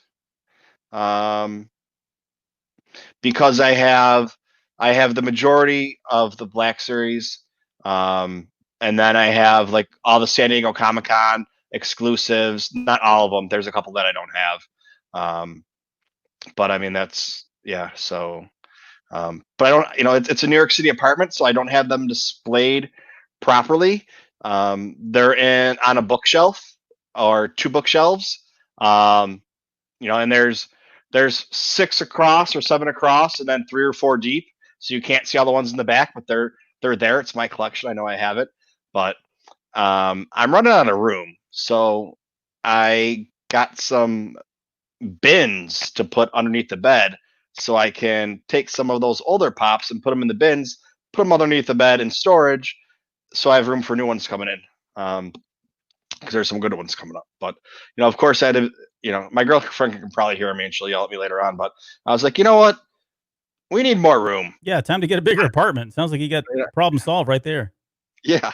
I was like, I don't need my sweaters in the drawers right now. I can put those underneath the bed. So that's you're- why I'm buying these containers. And I mean, I need one container for my sweaters and sweatshirts.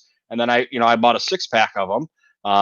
And then I still have another 5 containers to put Black Series and books in. So Right. We don't really need the fridge. I mean, we could use half the fridge and store food, and then the other half we can store action figures. Yeah, you're picking your children now. Like, what would we really need to have in the house? Let's be real here. Yeah, I mean, well, I'm trying to get shelves put up so that I could have some decorations around, and that's just a no because there's bookcases of books and another ones of Funko Pops and Black Series, and every once in a while I decide that I'm gonna sell my Black Series or I'm gonna sell my Funko Pops and I'm gonna go into the vintage, and I already have the idea of I'll sell them off and I'll go for the hard to find ones first because those are the ones that people sit there and they wait and then they wait on for months and months to get the good deal on the vinyl Cape Jawa or the telescoping lightsaber or whatever it is, the ones that that cost the expensive ones. I'm like, you know what, I might as well just sell my stuff off and then buy the expensive ones. That way I can fill in my collection a lot easier. But then they come out with these great Funkos that are coming out, the GameStop exclusives that you have, Revan and I can't even think of it. Revan, Malik, Yoda, a Death Trooper, and it's like, okay, maybe I'll get rid of some Black Series. Yep, you're picking children now. Yeah, you're picking your children. Like which? Well, now they come out with this whole new Rebels line, and it's like, okay, do I want to get rid of the old Rebels ones that don't look that good? I only have a couple of them. I don't have the whole set of Rebels. Do I want to get rid of those ones for these new ones? I mean, because I'm getting the new ones. That's without a doubt. I have to get them. It's just kind of a must. But what do I do with the old ones then? Do I put those in one of the containers that I bought, or do I try and sell them? And then if I'm going to keep something, those older ones are going to be the ones that are probably going to be worth money someday. I mean, it's not like the action figures that you're going to get a couple $100 for, a couple $1,000 for, but I paid $20 for them. If in 10 years I can get 50 for it, that's not a bad investment. Yeah. But they could be worth 5. So they weren't bought for investment. So if they can be, then that's all the better for it.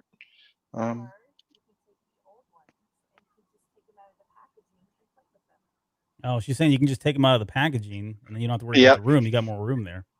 Well, see, that's my other dilemma too. I have everything in the packaging just because it's easier to store and keep track of until I'm ready to take them out and display them properly. Yeah, so you're gonna have a good way to display them if you're gonna pull them out of the package. I'm with you. I don't really care so much for the packaging, but if I don't have a good place to display them, or I'm gonna, Dusty's gonna collect on them, and I'm gonna have to sit there and spend all day dusting, or every week dusting these things, that it's easier to dust them while they're in a box as opposed to like trying to get all the crevices and everything else off the characters. Yeah. So. It's, and I go through then. It's like, well, I could do a lot. I could fit a lot more Funko Pops up there if I got the shelves, whether or not I buy them or I build them myself. To what I need to get the proper height, to fill up the bookshelf. So instead of fitting, 30 boxes on there, I can fit 50 Funkos on there out of the box, or whatever it happens to be. And then I just went and bought containers. So we'll see what happens. It's always evolving. But all right, well, we got. What was that? I didn't hear that. I said thank you for telling me about your collection. Oh, what about your collection? I have a massive one. Most of it is packed up in storage right now. Some of it's displayed, but I'm getting ready to display everything. But my baby of my collection is a original Revenge of the Jedi poster, TV poster. Yes, and she has an original Revenge of the Jedi poster. She's sewn it. She talks about it. She takes it with her. It's in her will. She worships it in the morning. There's all kinds of weird things that she does with this poster, but I'm super jealous of her and this poster, as we should be, right? I mean, I don't know how many of those things are out there, but that's crazy. Especially an original one. I'm sure you can find it, but who's going to be able to tell if it's a real one or not? With the way everything is nowadays, that sort of thing, especially with like Funkos. The San Diego Comic-Con Jet Trooper or Sith Trooper. As soon as I was going to buy it from secondary market off of eBay, but it was $150, and I was like, well, I'm going to wait till the price goes down. And I was watching the price for a couple months, and it stayed at 150. And I was like, all right. And then I went back and I looked at it a couple months ago, and it was $900. And I was like, wow. And then I was like, oh well, you know what? There's new cons coming up. Maybe prices are going to drop down. Nope, it's like $1,250, $2,000 right now. So it's like I missed out on that one. I should have been able to figure. Yep. But there's people that they get they'll just go and they'll buy the regular Trooper because it's in the same box. It's got the same UPC code on it, and they buy the stickers and then they resell them that way. And you can't. I don't know the difference in the San Diego Comic-Con stickers, and they probably spend enough money on it that you can't tell the difference. So you have to have a reputable person to get them from. Right. But no, I know that you're running short on time. So whenever you need to leave, you just let us know or let me know. And yeah, no, I'm cool. I probably do need to go, but before I go, I just want to say thank you for having me on the show. I'm glad this worked out. I usually don't have a lot of free time, honestly, because of other stuff, not the podcast and all that. It was crazy. You were like, hey, we record on Monday nights at 8:30. I'm like, wow, that is like the perfect time for me. And I don't have anything going on this Monday already. So I'm just glad it worked out and we were able to kind of connect and talk about Star Wars, honestly. So yeah, that's and then, of course, you made the call to Star Wars and said, hey, Lucasfilm, Disney, we need some news for tonight's show. And, man, they delivered with the, Star Wars Squadrons and then certainly for Star Wars Celebration finally getting canceled. So thanks for pulling the strings there, Michael, and ensuring that we have something to talk about. I do what I can. We we would have just sat here and talked about Celebration for an hour and experience. Right, I always say a couple weeks ago, but it could have been 2 months ago. I don't know. I had people that I stayed with at the house at Echo Base when we were in Chicago, and they came on. We talked about it was the 1 year anniversary, so it's back in April, so a couple months ago. Yeah, so not a couple weeks, but we talked about things that that happened there, and Galaxy's Edge because they'd all been to Galaxy's Edge, or they. The one guy went on vacation to Galaxy's Edge for a week, and the other two guys live there. And then somebody else from another podcast came on, and we joked that he hijacked the show for 20 minutes because he just sat there and talked and told stories. Yeah. But it's like that's what I want to have. It's like everybody's welcome. Everybody come on here and talk, and after you go, well, I'll hang out and talk for a little while and open up some. It's always what's in the box. I have.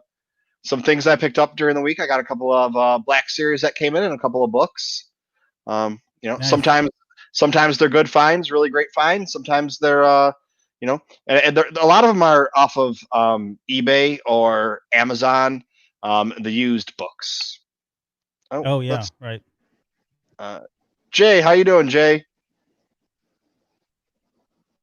We can see you. Hey, what's going on? How are you doing today? Hey, Jay.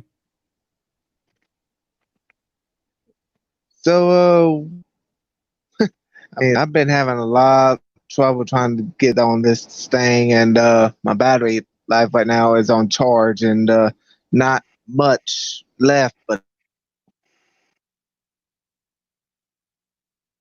oh no! Oh man, we almost had him. Poor Jay.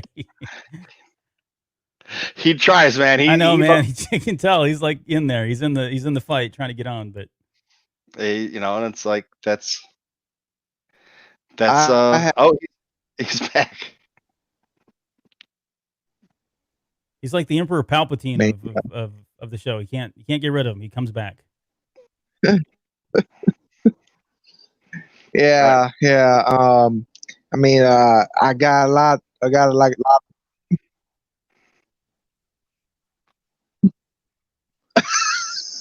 Okay, now, okay. You saying okay? Are you And Nope, well, didn't make it. at least he got on to say hello. Yeah, no. So I we got to got see a his face. So good we seeing got a you. question. We got a question from Mr. Rez. Who is your least favorite Jedi? Whoa, least favorite Jedi?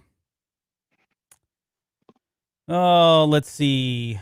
I don't know if I've got a least. I'm not gonna. I don't want to be like. I don't want to wimp out on this. I don't say I have a least favorite Jedi.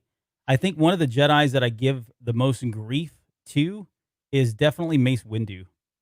Like he and Yoda are two people that I love the characters. I love Sam Jackson. I love what he did with Mace Windu.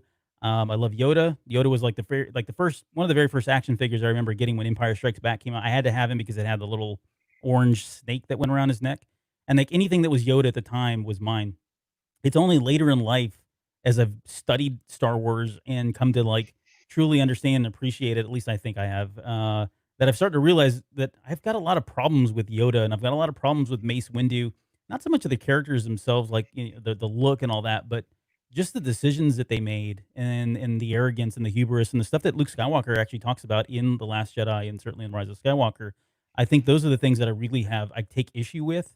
And, I put a lot of blame, whether it's legitimate or not, I think I put a lot of blame on those two guys for, putting the Jedi in the position that they were. Although you can argue that, they didn't have a lot of choice in some of this in matters. But I think those are the two that I probably give the most grief over. Now, if we're talking legends, holy bananas, there's a lot of Jedi I didn't like, but yeah, from a canon perspective, those are probably the two. But I would have a bone to pick. He's asking which bone. Yeah, definitely would go pick a fight with Mace Windu. I wouldn't win. Like, don't get me wrong. I know I'd lose that battle. But if I had to pick a fight with them, I'd pick one of the probably one of those two there. Mace Windu was one of my favorites until this last arc of the Clone Wars, and right, yeah, and Ahsoka's like, "What's going on?" He's like, "Citizen." Yeah, exactly. Yeah, Puts it's her like, in her place. Yeah, yeah. but it's like I understand that she was a Jedi and she left because she saw the hypocrisy with the Jedi, and it's like the only way she could make her point known of how they are wrong is to actually leave, to say like, look at this is you are what you're trying to fight against, pretty much. Yeah. And like, it's true. And then Yoda says, hey, you want to come back? We'll take you back. And she's like, I'm not. She doesn't say no. She says, she's not ready to. Right. She's not ready to. And he's that get off my lawn, girl. Yeah. Kind of thing going on. So that's he went from being one of my favorites to like I don't really like him anymore. Just from that one little thing. Yeah, and I mean he speaks to the larger systemic issue that exists with the Jedi Order and the Council and kind of where they lost their ways. So, look at this dedication. Look at that fierceness in his eyes. You can tell he's determined to get on this. Jay, who's your favorite droid?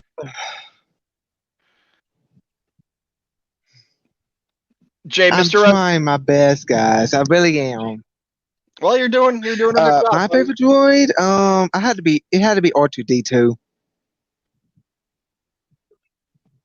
R2, that's a good choice. I would say I go back and forth between What R2, is it? R2 and I'm gonna say Chopper. But if you know me, I you don't listen to the know, show. man. I'm a big Rebels fan. So, but I keep this guy. This is kind of like my little token. This is like an original 1977 figure. I keep this around for good luck. So, R2 is definitely he's kind of like the silent warrior, man. Yeah, I like Chopper. I do. Yeah, it's like when Yeah, I mean, yeah, I really like or to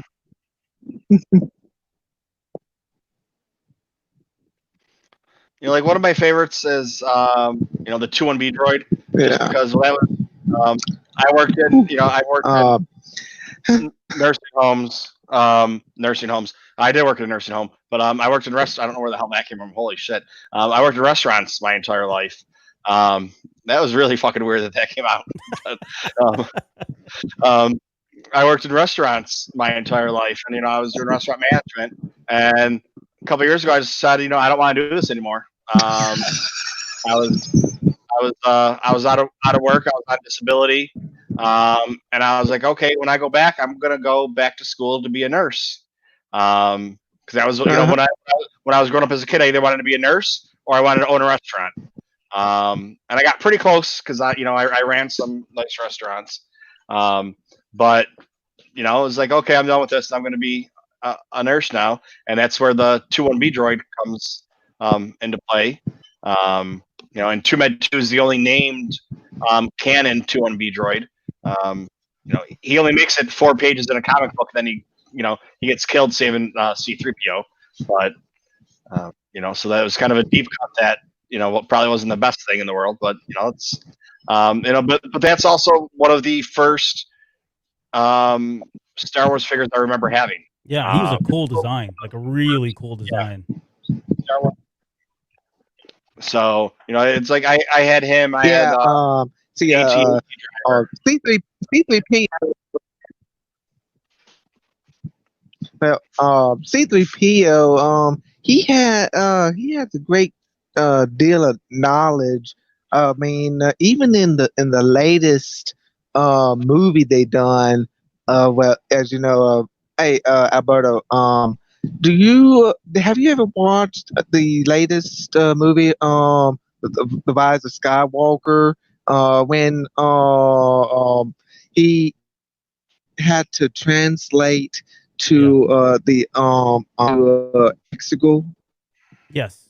Yeah, he had to translate the Sith code.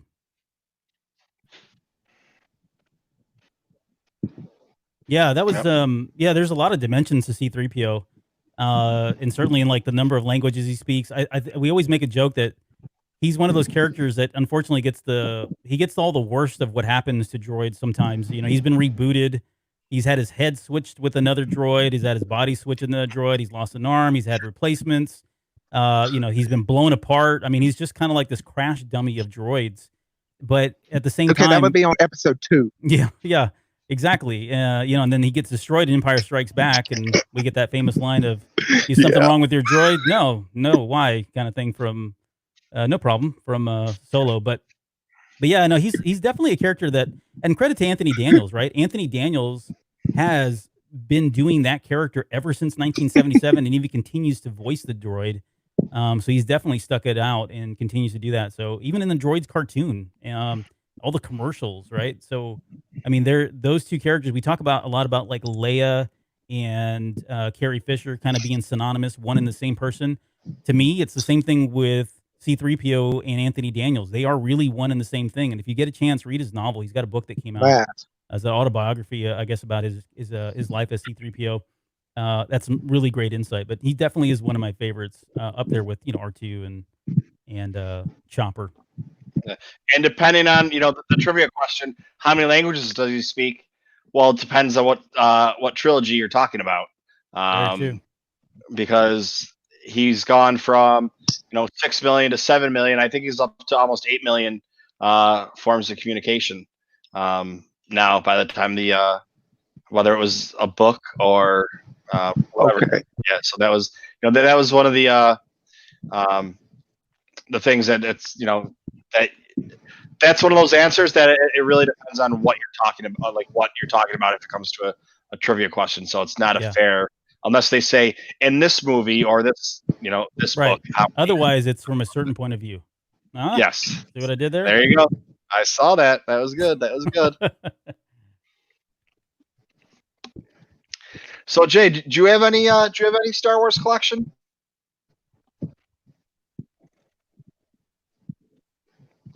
Okay. And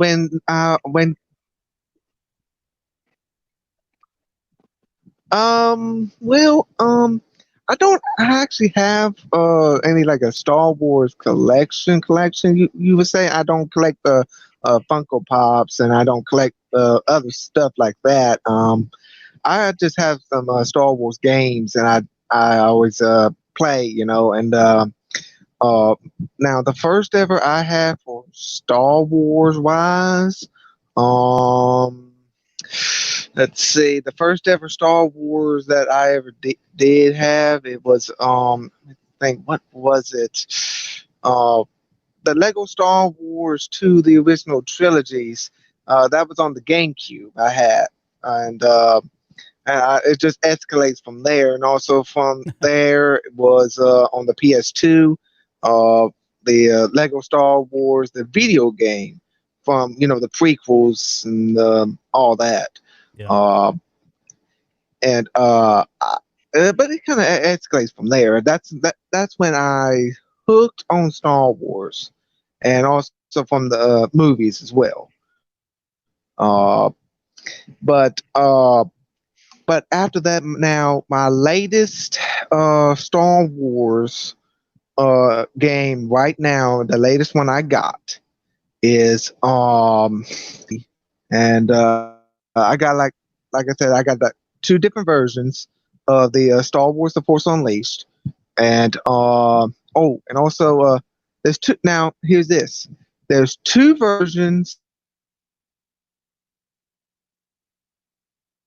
Oh, are we gonna No. The Lego Star Wars: The Force Awakens, and I got the full type version.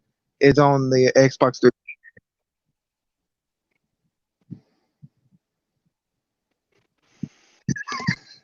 You did not even know there was two different versions, two different games, man. Really? I did not. I haven't kept up with the video game too much. I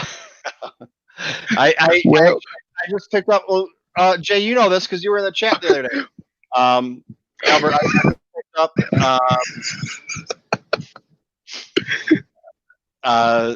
Escape from Death Star the other day.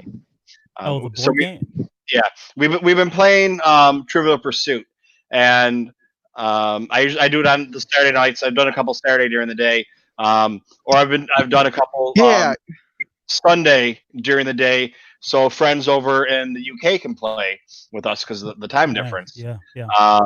And I actually, a little segue onto this one.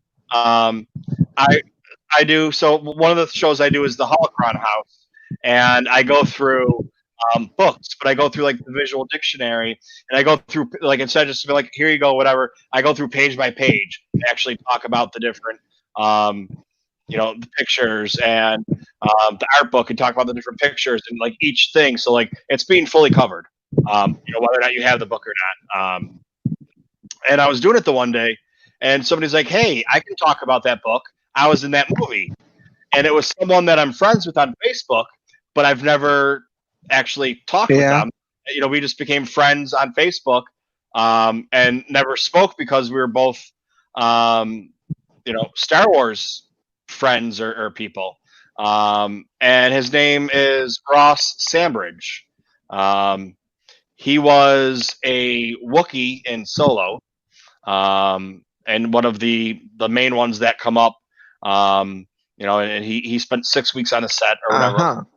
And he had some other stuff to do. But he was Snoke in The Last Jedi, and everybody says, no, he wasn't Snoke. He was the body of Snoke. Because what's his name? I can't think of his name right now. He was what the hell's his name? His name right now. The actor that was Snoke in the hologram in the first one, and then in The Last Jedi, like when there was the hologram, it was him and his voice. But Ross, anytime you see somebody in the gold robe, that was Ross in there. So he was. You're talking about Andy Serkis, or you're talking about somebody else that did a voice in The Force Awakens? Andy. I'm sorry, Andy Serkis. Okay, no, I got you. Yeah. So he was he was the voice of him, but Ross was the body in The Last Jedi. So like anytime that you see Snoke in the robe sitting there, that was Ross. Oh, I got some great stories I could tell you about that he's told me, but you know that's one of those things. Like I want to sit here and tell you the stories because they're so great, but it's like no, you know, it kind of takes away from the story when I'm the one telling it, not him. Not him, yeah. Yeah, but yeah, there's like it's yeah, but it was just so you know, we've been playing Trivial Pursuit, and then you know we played that game yesterday. Me, well, I usually don't play just because people, you know, it depends. It's like the chat. Sometimes you can't get anybody in. Sometimes everybody wants to get in. So it's just easier to if instead of me playing, just me running the game because I have just as much fun doing it, hanging out with friends, doing it. But yeah, it was a good time. Yesterday, I don't even know what the hell the point of my story was, but I just got off on some tangent. But games, yeah, games. I picked up, I picked up the Escape from Death Star, and that was the thing. Why is it called Escape from Death Star? Yeah. It's not, you know, like we would say Escape from the Death Star. The Death Star, yeah. But the name of the game is Escape from Death Star. Yeah, I had Yeah, I think well,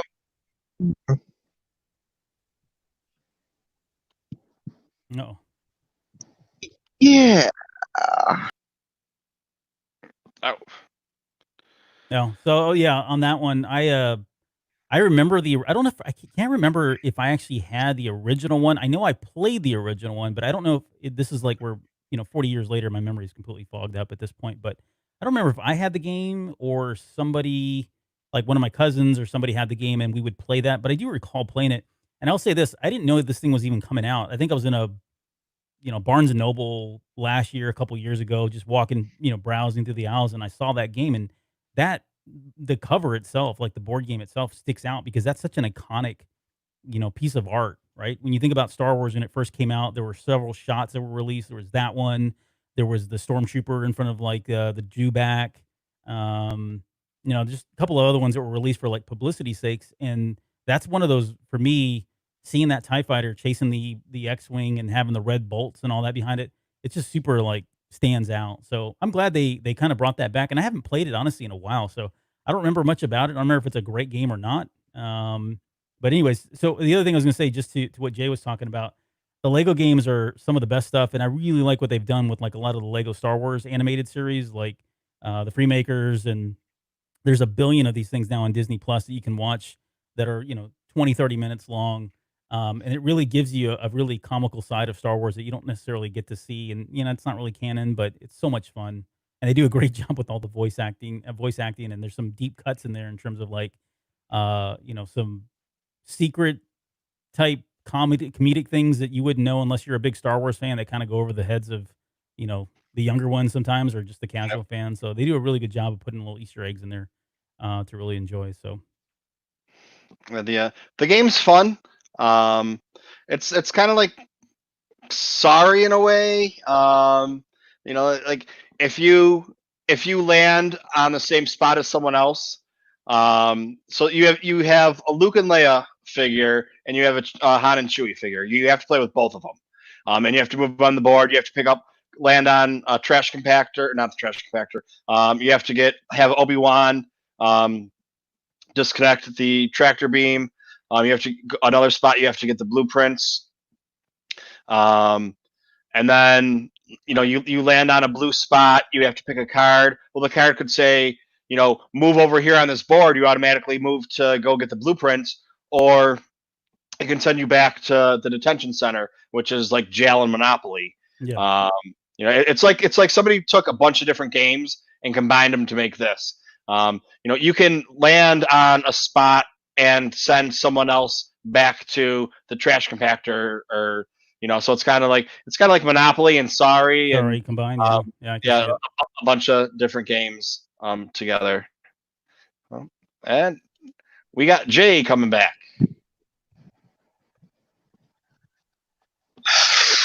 Jay, can you hear us? I'm sorry, guys. These I've been having like too many Uh, yeah. It's all right. It's the internet. Oh, see, I say that and he freezes up. Yeah, I'm back, guys. And stuff like that is causing a lot of conundrum. I mean, I don't know why in the world. I mean, I don't know why in the world that uh, uh it always cuts me off and want me to go to. Yep. That sounds like that's pretty much what happened there. Sorry, Jay, I'm not laughing at you, but man, the timing couldn't have been worse or better, I guess, depending on how you look at it. So, but hey, man, I got to run. I got a couple other things I got to do that have nothing to do with Star Wars. As much as I'd love to stick around, but I do appreciate you having me on, Michael. I've had a great time, and certainly, hopefully, if you guys that chimed in, had a good time, in talking about Star Wars, it was a lot of fun. Tell everybody, just tell them again where they can find you, in case they weren't here in the beginning. Or Yeah, so I host the Cantina Cast. You can find us at the Cantina Cast at pretty much on anywhere on social media. You can catch the show on everything from YouTube to Spotify and iTunes, Google Podcasts, you name it, it's all out there. So, but yeah, Cantina Cast, and if you want to follow me, I'm at Albert M. Padilla. Let's see, what is it? Instagram and Twitter, if you guys want to follow me on there as well. So we do our show every week. And right now we're doing 9 episodes kind of back to back to back on the Skywalker saga. So we're breaking down every one of the movies, talking about stuff on screen, talking about stuff off screen. And then something that we do on the show is we kind of break down a scene or quote. We do a scene or quote analysis. So we are doing that at the very end. We're kind of picking some very special scenes or quotes, breaking those down, providing some context around that, maybe providing a different point of view, if you will, on some of those as well. So tuning in, it's been a lot of fun. Yeah, really, again, thanks for having me on the show. Well, it's a pleasure. Thank you for being here. I've been listening to you guys for a while, and it's funny because I have some podcasts that I listen to, right when they come out that day, or I know if they come out at 12 o'clock or 2 o'clock in the morning or whatever, and they're on, right when they come out if I'm around. And you guys are one of those Wednesday podcasts, right? Wednesday. Oh, thanks. Yeah, Tuesday. usually, Tuesday or Wednesday. It just depends on Yeah. what time we get it edited, but yeah, usually Tuesday or Wednesday. Yeah. I have a couple other ones that are filler, just because, I like listening to podcasts, and it's always getting, it's like history. If, you can watch the same history, the same story about history over and over and over again, if it's different people telling it or teaching it, Yep. and, you get a little different point of view. See? Yep. And, and then somebody else tells you something you didn't know before. So it's kind of, ends up being educational. But Well, thanks, Michael. Thanks for saying that. That means a lot, honestly, to us. So I appreciate the fact that we're on your A list or your first list anyway. So that definitely means a lot, and certainly appreciate it. It's very humbling. Thank you very much, sir. all right, well, thank you very much for stopping by. Yeah, and man. Vanderbilt, the show's not over. Albert's leaving. That doesn't mean we're done. The show must go on. We got Jay's going to try and get back on here. We got some other people that might try and get back on here. We got some things to open. Cool. Well, I wish I could stick around, but I understand. Listen, you gave me over 2 hours, so that's awesome. Yeah, let me know if you guys need if you have a spot available anytime. More than happy to come back on. We're on every Monday at 9:30 Eastern time. So nice. Stop in and hang out in the chat. Stop in and say hi, and yeah. Cool. All right, guys. Well, thanks so much again. Right. We'll see you around. May the Force be with you. All right. May the Force be with you. All right. Take care. All right. Well, that was a nice little treat having Albert on here. And we're going to try this again. Jay. Hey, Condor.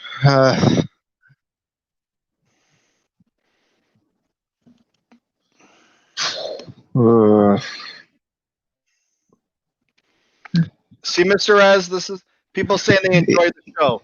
Not like you. You Hey make me man, I'm sorry. This I don't know what's going on with this thing here. It's always want me to go on to this. Want me to do it on TV and stuff like that. I tell you, it's just crazy.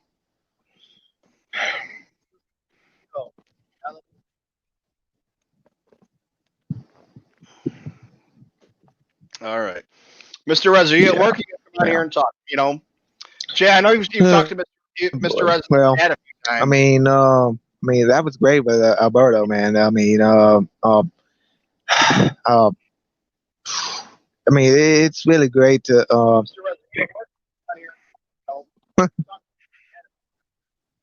Yeah, I mean, I have. It's just that, I mean, it's great to talk to other people, and but Yeah. I mean, it'd be great to, maybe get on the show sometimes. Boy. Yeah, So, I mean, I that's mean, why the way that's that why you I played that Jedi Fallen Order game, yeah, Jedi Fallen Order. yeah. Um, I played it. uh, uh, I played it one time through, and I beat it. And now this time I'm playing it again. But when I played it the first time, I didn't have it 100% complete. I was at like 98% of the game complete. I was missing a few things, and I went back, and I was gonna try and get it to 100%, and then I still hadn't beaten it yet. And then they came out with all of the new upgrades for it, or updated version. And I was like, you know what? Screw this. I'm going to finish the game and go back and start a new one. Because, like I said earlier, I hadn't played video games in, almost really in like 18 years, 20 years, hardcore. So I played the first time. Maybe I think I played. wow. I played like 40 times because I streamed it each time, and it was over 100 hours that it took me to beat the game. And most people are doing it like 15 or 20, or like real gamers. And it just took me that much longer. Now this time I'm doing it. I'm probably a third of the way done. I've played it 8 times, and I've played it for about 8 hours. So I mean, it helps because I know what I'm doing. Mm-hmm. Game, but I also couldn't use my fucking controller, and the first time I played it, the first time I played it, I couldn't get my controller to work because I didn't have it synced up with the computer the right way, and just things like that. Oh, Vader Girl, Mr. Rez has been here since day one. When I switched over to StreamYard, before I even did a stream, I could tell. he was my guinea pig, and he helped me do it. Whatever. He's been on once or twice, but he doesn't like to come on. Yeah. He likes to stay in the background or stay in the chat.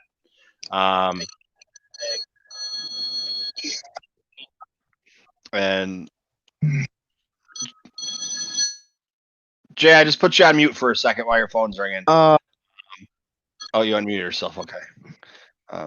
And then yeah, so right. He's here. Like the other day, I did 3 streams. He was in all 3 streams for almost the entire time because he's got a crush on. Right. That's all right. Mr. Rez was my first patron, also. Yeah. Uh-oh. Yeah. I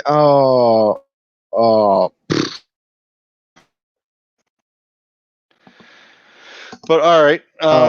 Molly always says hey and everything. I mean, Mr. Van, he's a secretive type of guy, ain't he? I'm gonna be right back. I need to go get a refill on my beverage. But I went from I had a huge. You've seen my cup that I use. I had a huge movie theater. Return. The Last Jedi cup that I've been using forever. Oh boy. But I realized when I go take a drink, it's so big, I'm like this. It doesn't really look that nice. But I'm going to go grab myself a beverage. I'm going to talk to you because I'm still going to have my my headphones on. Mr. Rez is the one that pointed out to me the other day too that one of my buddies, he's a musician and he's got a podcast. His name is Eric Strothers. He is a big Taylor Swift fan. And a few months ago, I don't know, maybe a year ago, Taylor Swift was having some issues with her record company. And there was a big thing to stand with Taylor Swift against her record company. So I put that on for my my picture, and I put that picture on there. Different of me in Celebration. And I didn't even remember it was on there until Mr. Rez the other day said, "Who's Taylor?" I don't know who Taylor is. Why? What are you talking about? But all right. We got some stuff. Yeah, I seen that. I've seen that. Oh my god. We got some stuff to open though today. We got some pretty good stuff to open today. So recently, I got that book. Well, that's great though.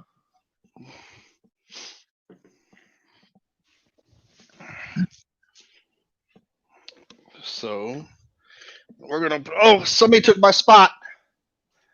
Somebody stole my spot. Yeah. Hi, everybody. My dad loves Star Wars. Okay. Hey, Condor. Yeah, Jay. I wish I could see. Oh my gosh. That's my baby.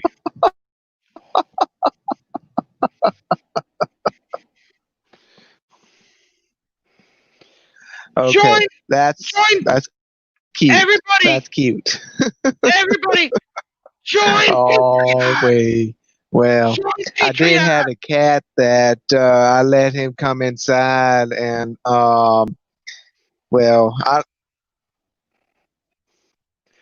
join Patreon so my dad can feed me. He buys all the fucking toys. I need food. Help me. Oh boy, I always get you food. Oh my gosh. All right, so. Oh boy. All right. I'm gonna open up some stuff, Jason. I'm gonna shrink you down. All right, brother. I guess I can do it. Oh my goodness. We still got you in the corner there, Jay. All right. So.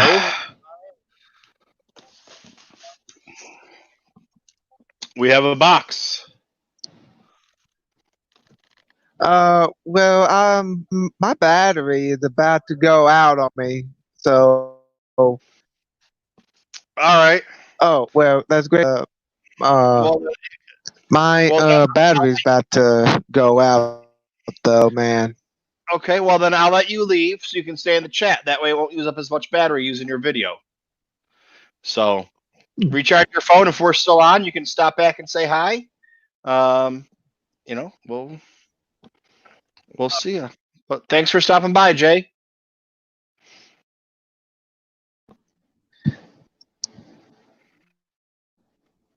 Jay.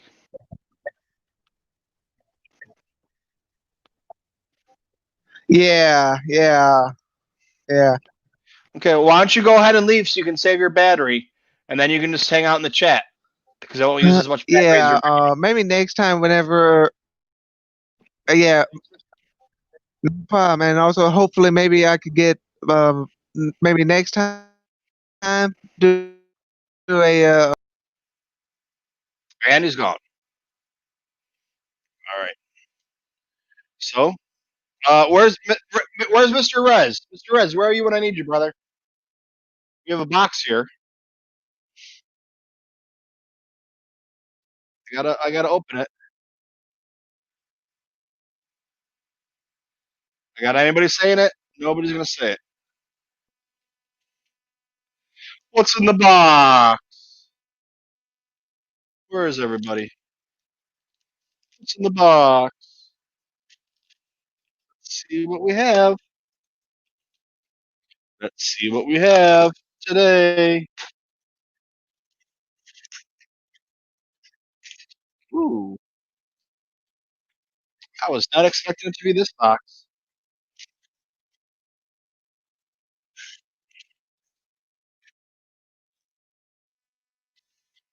Check out the box, make sure it's in good condition. Yeah, not too shabby, not too shabby. We have, see if I can get a good picture of it here. We have the Stormtrooper Commander, Star Wars The Force Unleashed. Let me turn this down a little bit for you. You don't get as much of a glare, I think. I don't know how it looks for you, but that's what we got. And because I've learned, friends help friends out. GameStop, you can order 2 at a time. So that's what I did. But you can order 2 at a time. But if you go to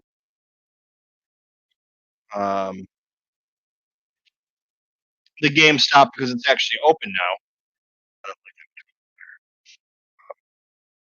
Oh, see, there we go. We got Rez doing it. What's in the box?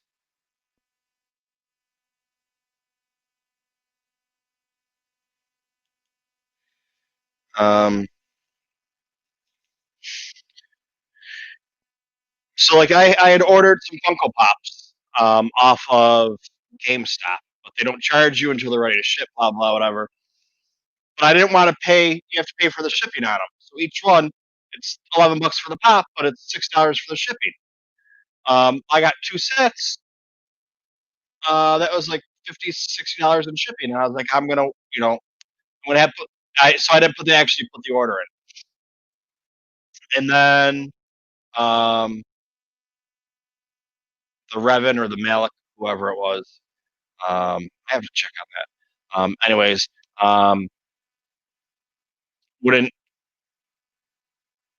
you couldn't order it? It was back ordered.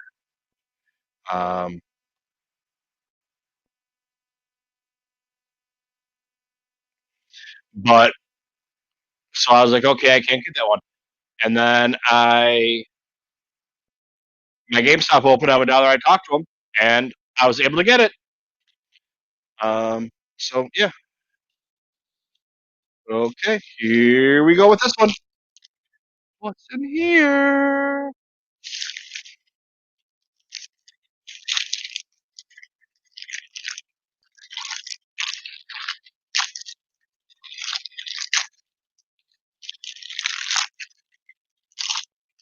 Discord's just a chat room, but it's a private chat room. You have to be invited for it or whatever. It smells like an old book.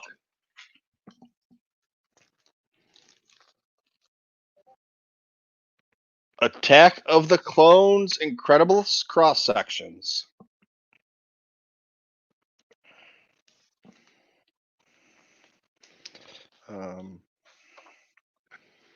It's like I think I have. Oh, here's a new Naboo cruiser.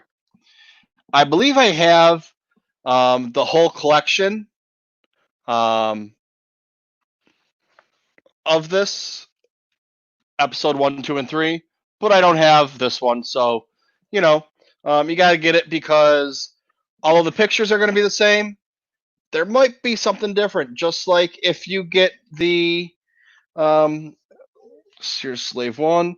If you get the visual dictionary for episode 1, it tells you that Jango Fett, his parents were killed, and he was raised by Mandalorians in the Mandalorian way. Here's Padme Starship. Which, if you take it to today's standards, we got a G-Notion fighter on there. If you take to today's standards, what we learned from, so here you go. I don't know how much I paid for this book, if there's a receipt in there or not, but it was used. It was probably like $3 or $4, and there's really nothing wrong with it, except you open it up and the pages are a little bent. But instead of spending $30, I spent 3 or 4 or 6 or whatever it was to get it. So, yeah. And for those people that say at, this is an ate. Ate.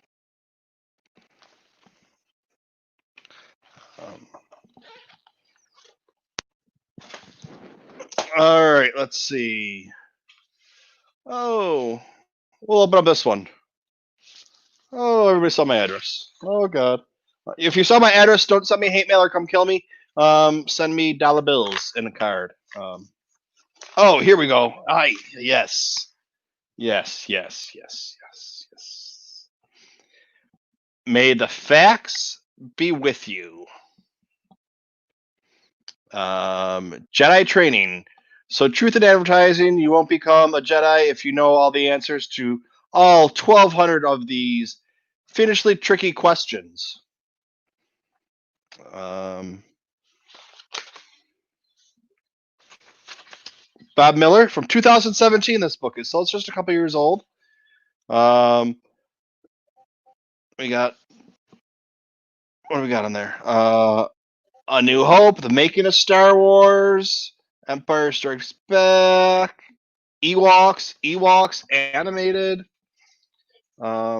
So here's a fun game for us to play.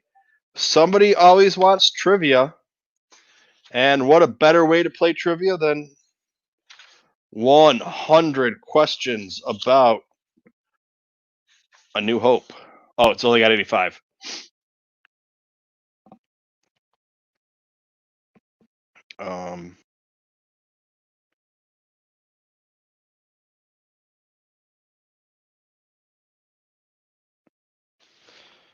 So give yourself a blank for each question except for blank for this one and this one, and then this one's the answer for this, and this. So instead of going through and listing 1, 2, 3, 4, 5, whatever that they are, they just say all of the answers are this one, except for 2 of them that are this one, and 10 of them that are this one. And then I'm going to guess that one of them doesn't have any for an answer. So that seems kind of strange. I'll show you what I mean here in a second.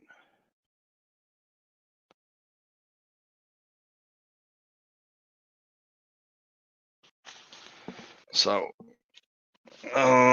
Mr. Rez, don't go cheating on this, but when it comes up. So much for the Empire. If you're stumped, try C for each answer, except those ones, the answer's E, and then the answer is A for that one. So for the 86 questions that there are in this book, or in this chapter, or whatever the hell you want to call it, in this quiz, out of the 84, did I say 86? Out of the 86, one of them is an A. 1, 2, 3, 4, 5, 6. What is that? 7 are an E. The rest of them are C. And A and B are never the answer to these questions.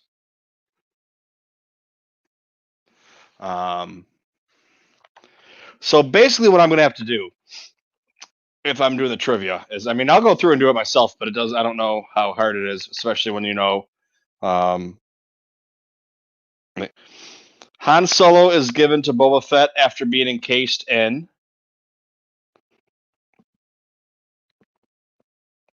chocolate, Fahrenheit, lead, gibbon gas, carbonite.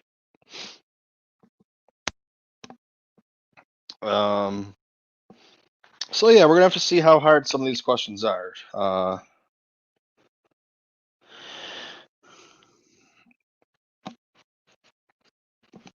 don't know, but yeah. So, but that was a pretty good book. Pretty good book. Good find on there. I'm happy with it because, even if I have to go through and you can't do all of the questions, because some of them are what's Han frozen in. I mean, everybody knows that. So yeah, Mr. Rez in here, he's having a conversation because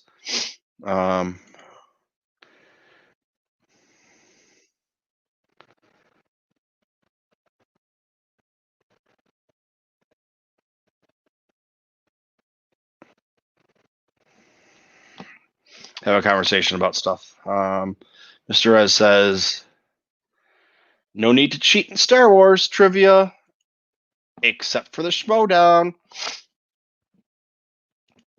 I do really, really well in Schmodown trivia. And I know I've said this before. When I started doing this, all I did was watch the movies. So it's like the first time I watched 2.5 years ago, I watched a Schmodown.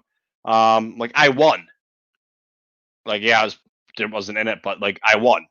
And now I still do really well, but not as well because I sit here and talk to y'all. I sit here and talk to Mr. Rez, instead of watching Star Wars movies.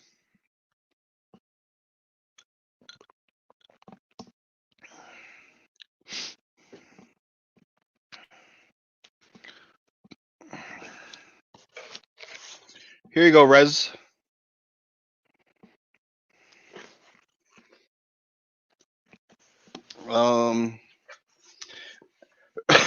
Excuse me, I'm sorry.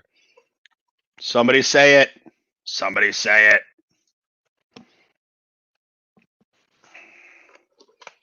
So we didn't want to be here. Well, there's more. Don't worry, there's more.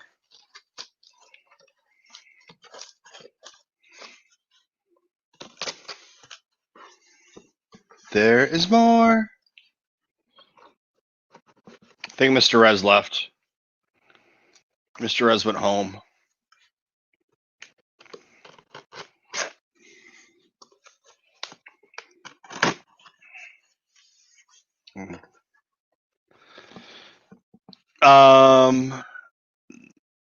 There you go. What's in the box? Now I can open it. Mr. Rez, I believe that the other day, last week, 2 weeks ago, you cheated your way to a bunch of prizes, some of which should have been mine.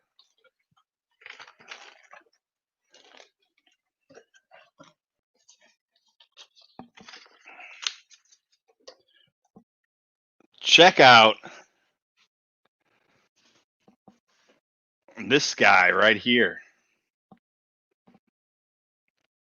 The Shadow Trooper from GameStop. Shadow Trooper, Shadow Trooper. Oh yeah, the Shadow Trooper. Oh, that's my Shadow Trooper song. It's gonna fucking hit the top of the charts pretty soon. Yeah. So if you want to help, if you would like to never hear me sing again, you have to keep tuning in, but donate to the Patreon. They'll keep you off. Oh, what do we have here?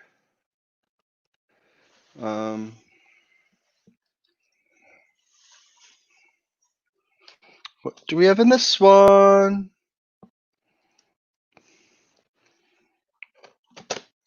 If anyone can guess what's in this box, I will donate it to them.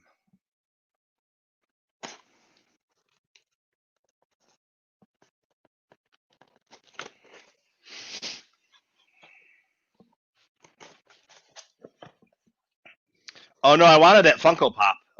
That Han Funko Pop that you got.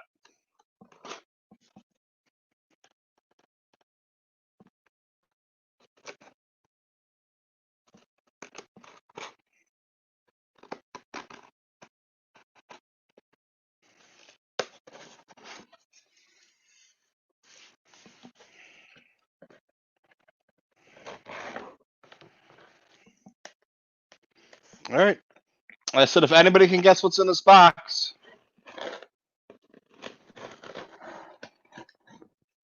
I'll send it to them. And the time's up now. So the time was up. I am going to give you a few seconds to get it in there. If you guessed, 5, 4, 3, 2, 1. Nobody guessed. Okay. Oh, see, Josh, you got here a little bit too late, sir. I said if anybody can guess what is in this box, I will send it to them. And before I show that, I will say, quick,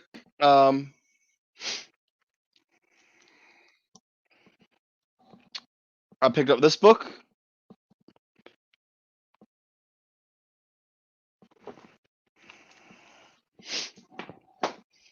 I picked up this book.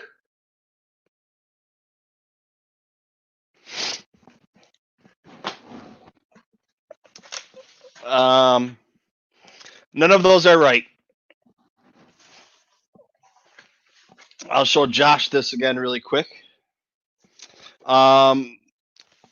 Vader's Girl. Josh is one of the members of the Holochronicles podcast that I spoke about earlier. I got this guy, and that's when I told everybody. I'm going to sneeze. Bless me. Thank you. You're welcome.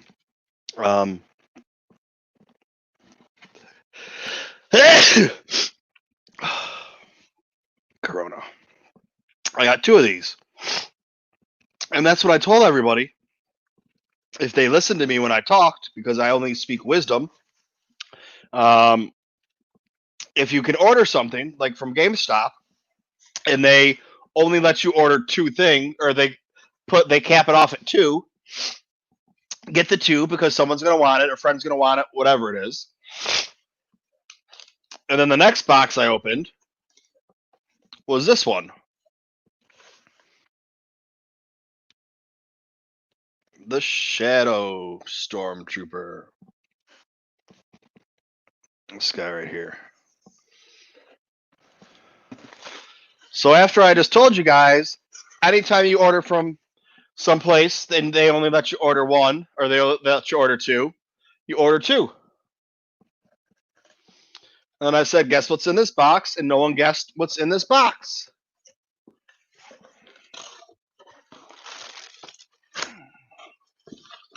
Actually, I should say that. We had the Black Series Heavy Mando. Very good guess. The Child, very good guess. Trandoshan, not a good guess, Mr. Rez, because you know that I picked up a 4-pack of those. I cleaned out my my store.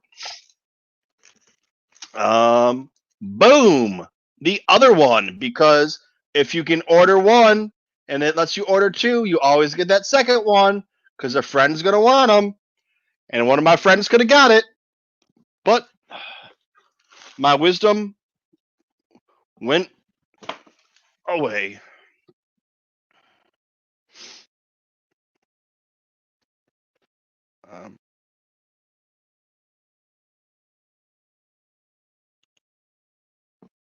That was a good guess. And you can't guess that late.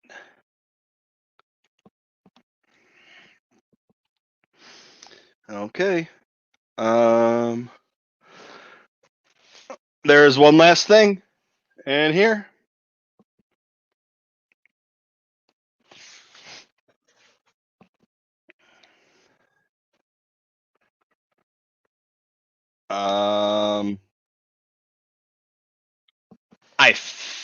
think I know what book this is, but I'm not sure because I still have like 5 or 6 books back there in my book or in my staging area.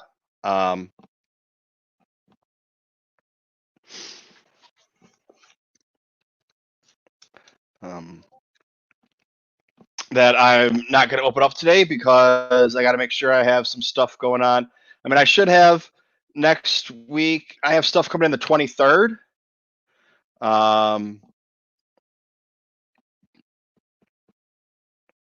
So yeah, I mean, this is, I'm used to, Josh. I don't know. Well, I don't know who I was yelling at earlier today, if it was Josh or Andy. But I said when we saw the preview, the trailer, I called it right away that it was something to do with Alphabet Squadron. Just due to the fact you got different ships, you got whatever, blah blah. And I was told by someone from the Holo Chronicles podcast, I'm not sure who, because they didn't name themselves. They told me no, I was wrong, and then decided to tell me that it was Inferno Squad. And I was like, no, it's not Inferno Squad, because Inferno Squad was A New Hope, and this takes place after Return of the Jedi, which is when Alphabet Squadron takes place. So it would be them. And then later on, it is confirmed that we have Vanguard Squadron in the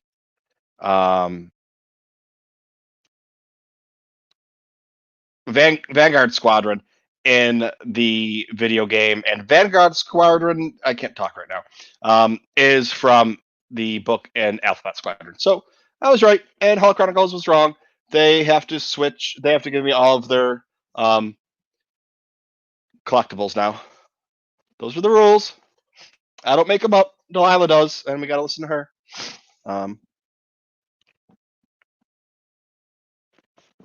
Okay, so here's this box. I think I know what it is. If you guys were watching yesterday, Johnny Orm and Ross were on here, and I stopped talking with them and told them to keep talking because I had to go bid on some stuff on eBay. I was bidding on the Art of Clone Wars, and with 15 seconds left, I had the winning bid at $87.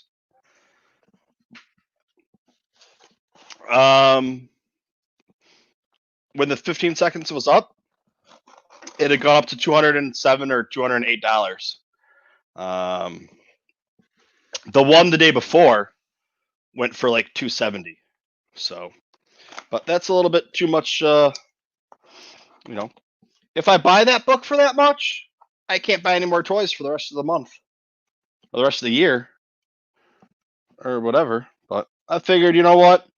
I'm sure I can get it for a better price someday. I don't need it right now.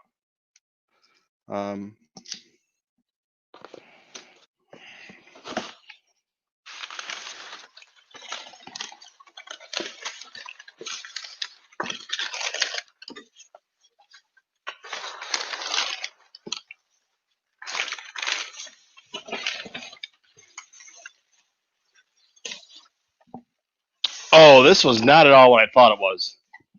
Not at all. I thought this was the history of Star Wars.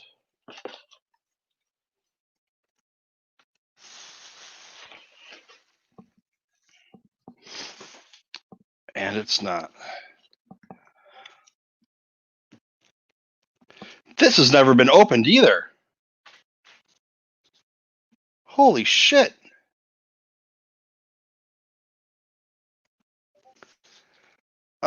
This is Star Wars Episode 1, The Phantom Menace.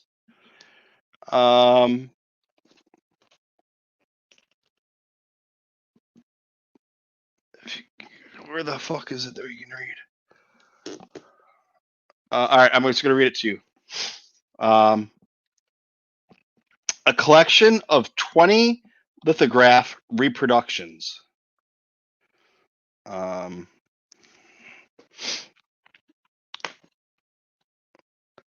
Yeah. Where did I? Who did I? What did I? What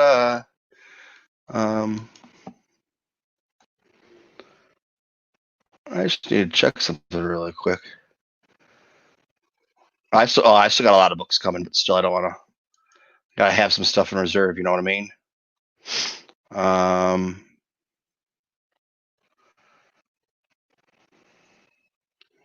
I'm just checking on something here.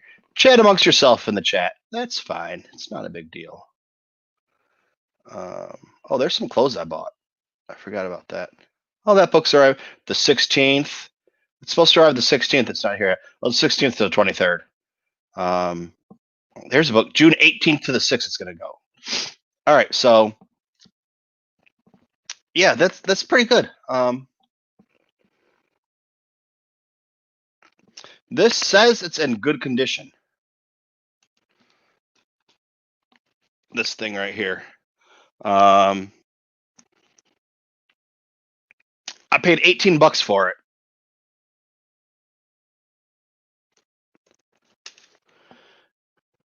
And the sticker on says it's 55. So it's 55 when it came out. So yeah, that's pretty good. That will be a different day to open it. I really was not expecting that. I thought that was the the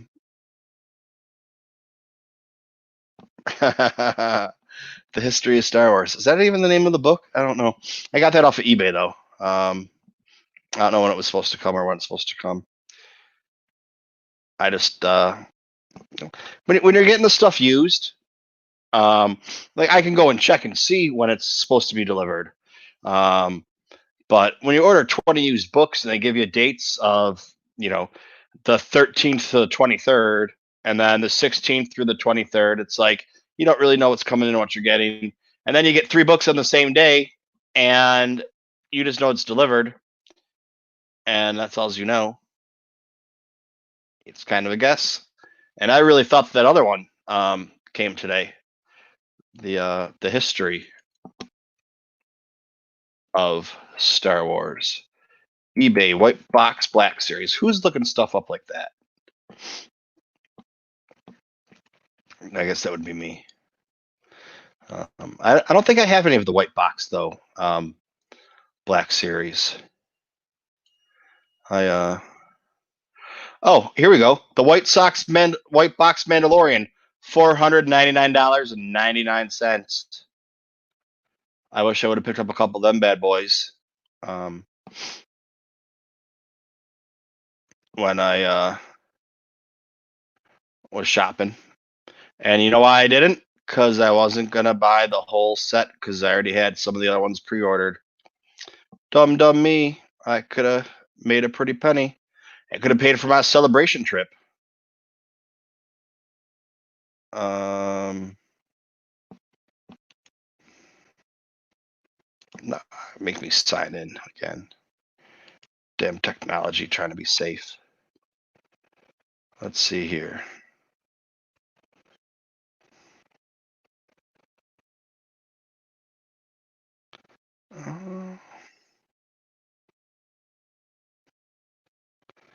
Why don't I have... Oh, purchase history. I was in bidding.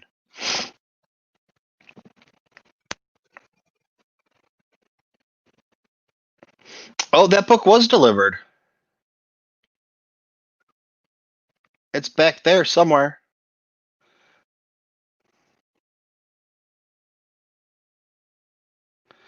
Oh, no, it says estimated delivery June 13th. So I'd have to check with the tracking number. It's in transit right now.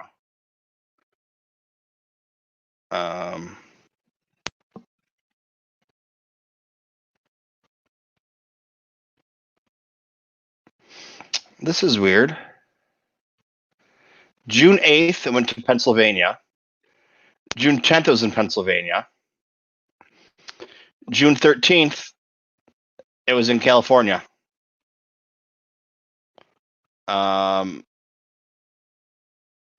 how's my book that was supposed to be here on the 13th in California? I'm gonna have to check with the tracking on that one tomorrow and see what's up. Yeah, that's kind of weird. The book went from Pennsylvania to California. It should have came here, so it obviously went in the wrong pile somehow, and they don't know that yet.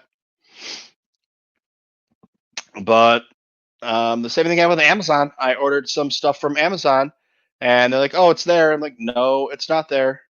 Like, okay, well, we'll open up an investigation on it. And I was like, "Okay, can you tell me anything about it? Like, who delivered it? Was it like FedEx or UPS or the post office? Where was it left? Was it left in the lobby? Was it left outside? Was it left in the mailbox? You know, who did it?" We can't give you that information. If you have a problem with it, call the police and fill out a report.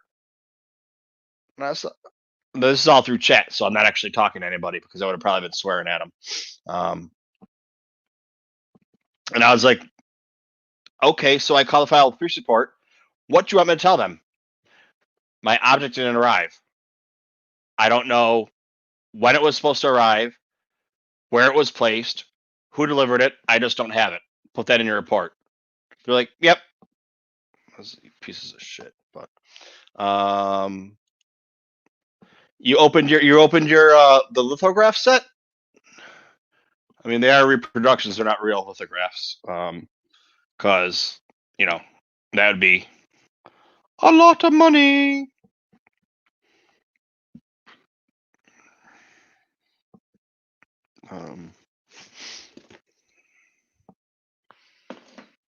But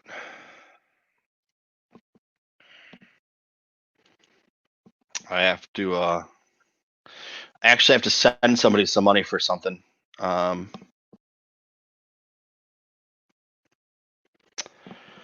then see what to do. I got some garbage to clean up, and that's about it. Yeah, so we had a nice chat earlier. A nice long chat, and then we opened up some gifts. So I still need to start doing a little bit more in depth. I have them all in piles back there of quick little, like I just showed you. I got this, or the whatever. Just do quick little videos to show people because people aren't going to watch.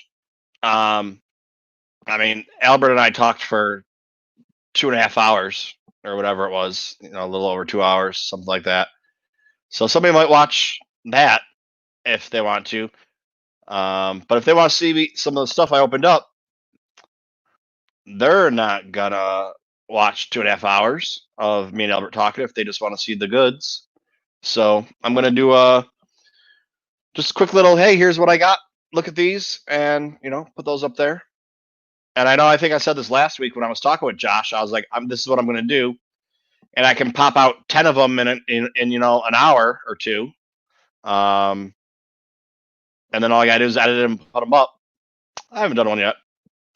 I mean, I have done 1, 2, 3, 4, 5, 6 streams since last Monday. But none of those were the time that it could have been for doing some other videos of some goodies. But I think that's going to do it for today. 3 hours. I did an hour on Fallen Order today, a little over an hour. Yesterday, I did a little over an hour on Fallen Order and a 4-hour stream.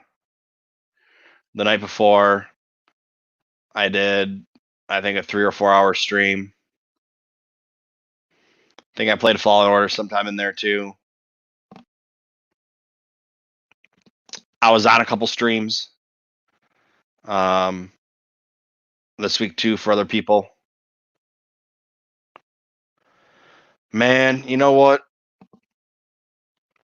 I wish I could just win the lottery and stream every day and buy toys every day That would be nice. Oh, and so for those of you that know Dale or D Raven, we have a goal. They were playing on this channel Escape from Death Star. It got a little heated between the both of them. So we decided the only way to solve it was we need to get my Patreon up to $1,000 a month. And if it gets up to $1,000 a month and it stays there for 6 months, I will fly both of them to New York City. I'll put them up in a hotel room. They can go to Prospect Park right around the block from my house, and have a death match. And then I will fly the winner home.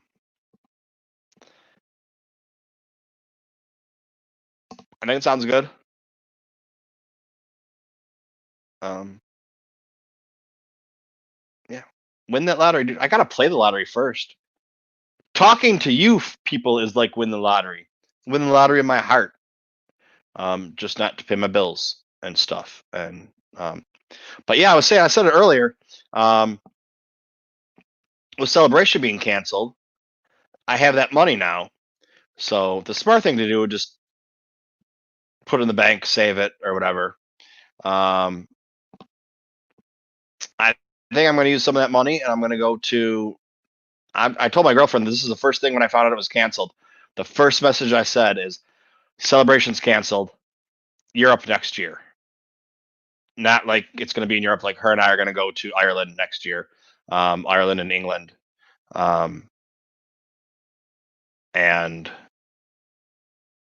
then that's in July. We're going to go because I decided we're going to go for a birthday. Then D23 is next year. I'm going to go to D23. So that's that celebration money that I was planning on spending for those two things gone. Because I figure it's cheap to fly over to England. You know, it costs less money to fly to Europe than it does to fly to California. And then we have places to stay in Ireland that we don't have to pay for. So that we can do that pretty cheap. And then flying to I'm gonna transfer the tickets. I was just hoping. Now this is a little selfish. I figured it's been long enough. They're announcing the press passes on the 31st, which they no longer will be.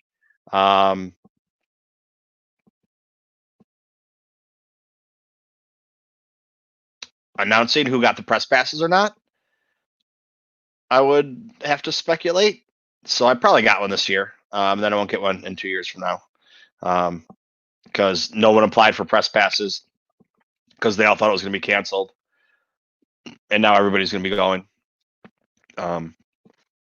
But yeah, so that's my plan. Because then I can then just save after next year. I can save up for the next year to go to Celebration. So it's kind of like a wash. It's like Celebration was canceled, but I go to D23 into Europe instead. Not bad. But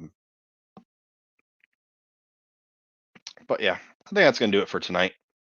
Because I know some of you. I think I'm the only one in this time zone.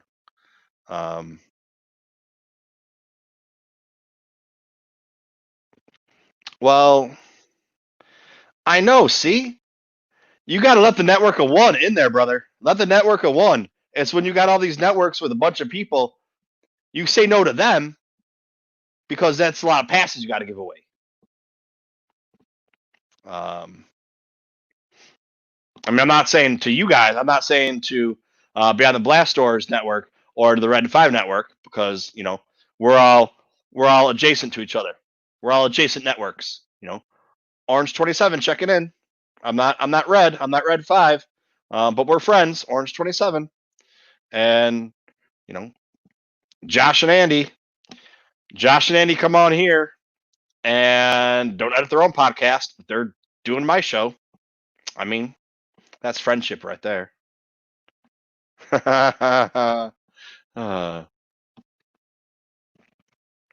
It's actually a network of many because it's a lot of friends. I have a friend of mine from a different network working on some stuff for me. I have a friend from another network working on some stuff for me. Because that's the whole thing, man. That's why I started this, to make friends. It doesn't matter if I'm in your network, you're in my network, we're in somebody else's network. We're all friends. We all work together because, something about loving what you do and not killing what you don't like or something. I don't know. But with that, I said good day. May the Force be with you. Always.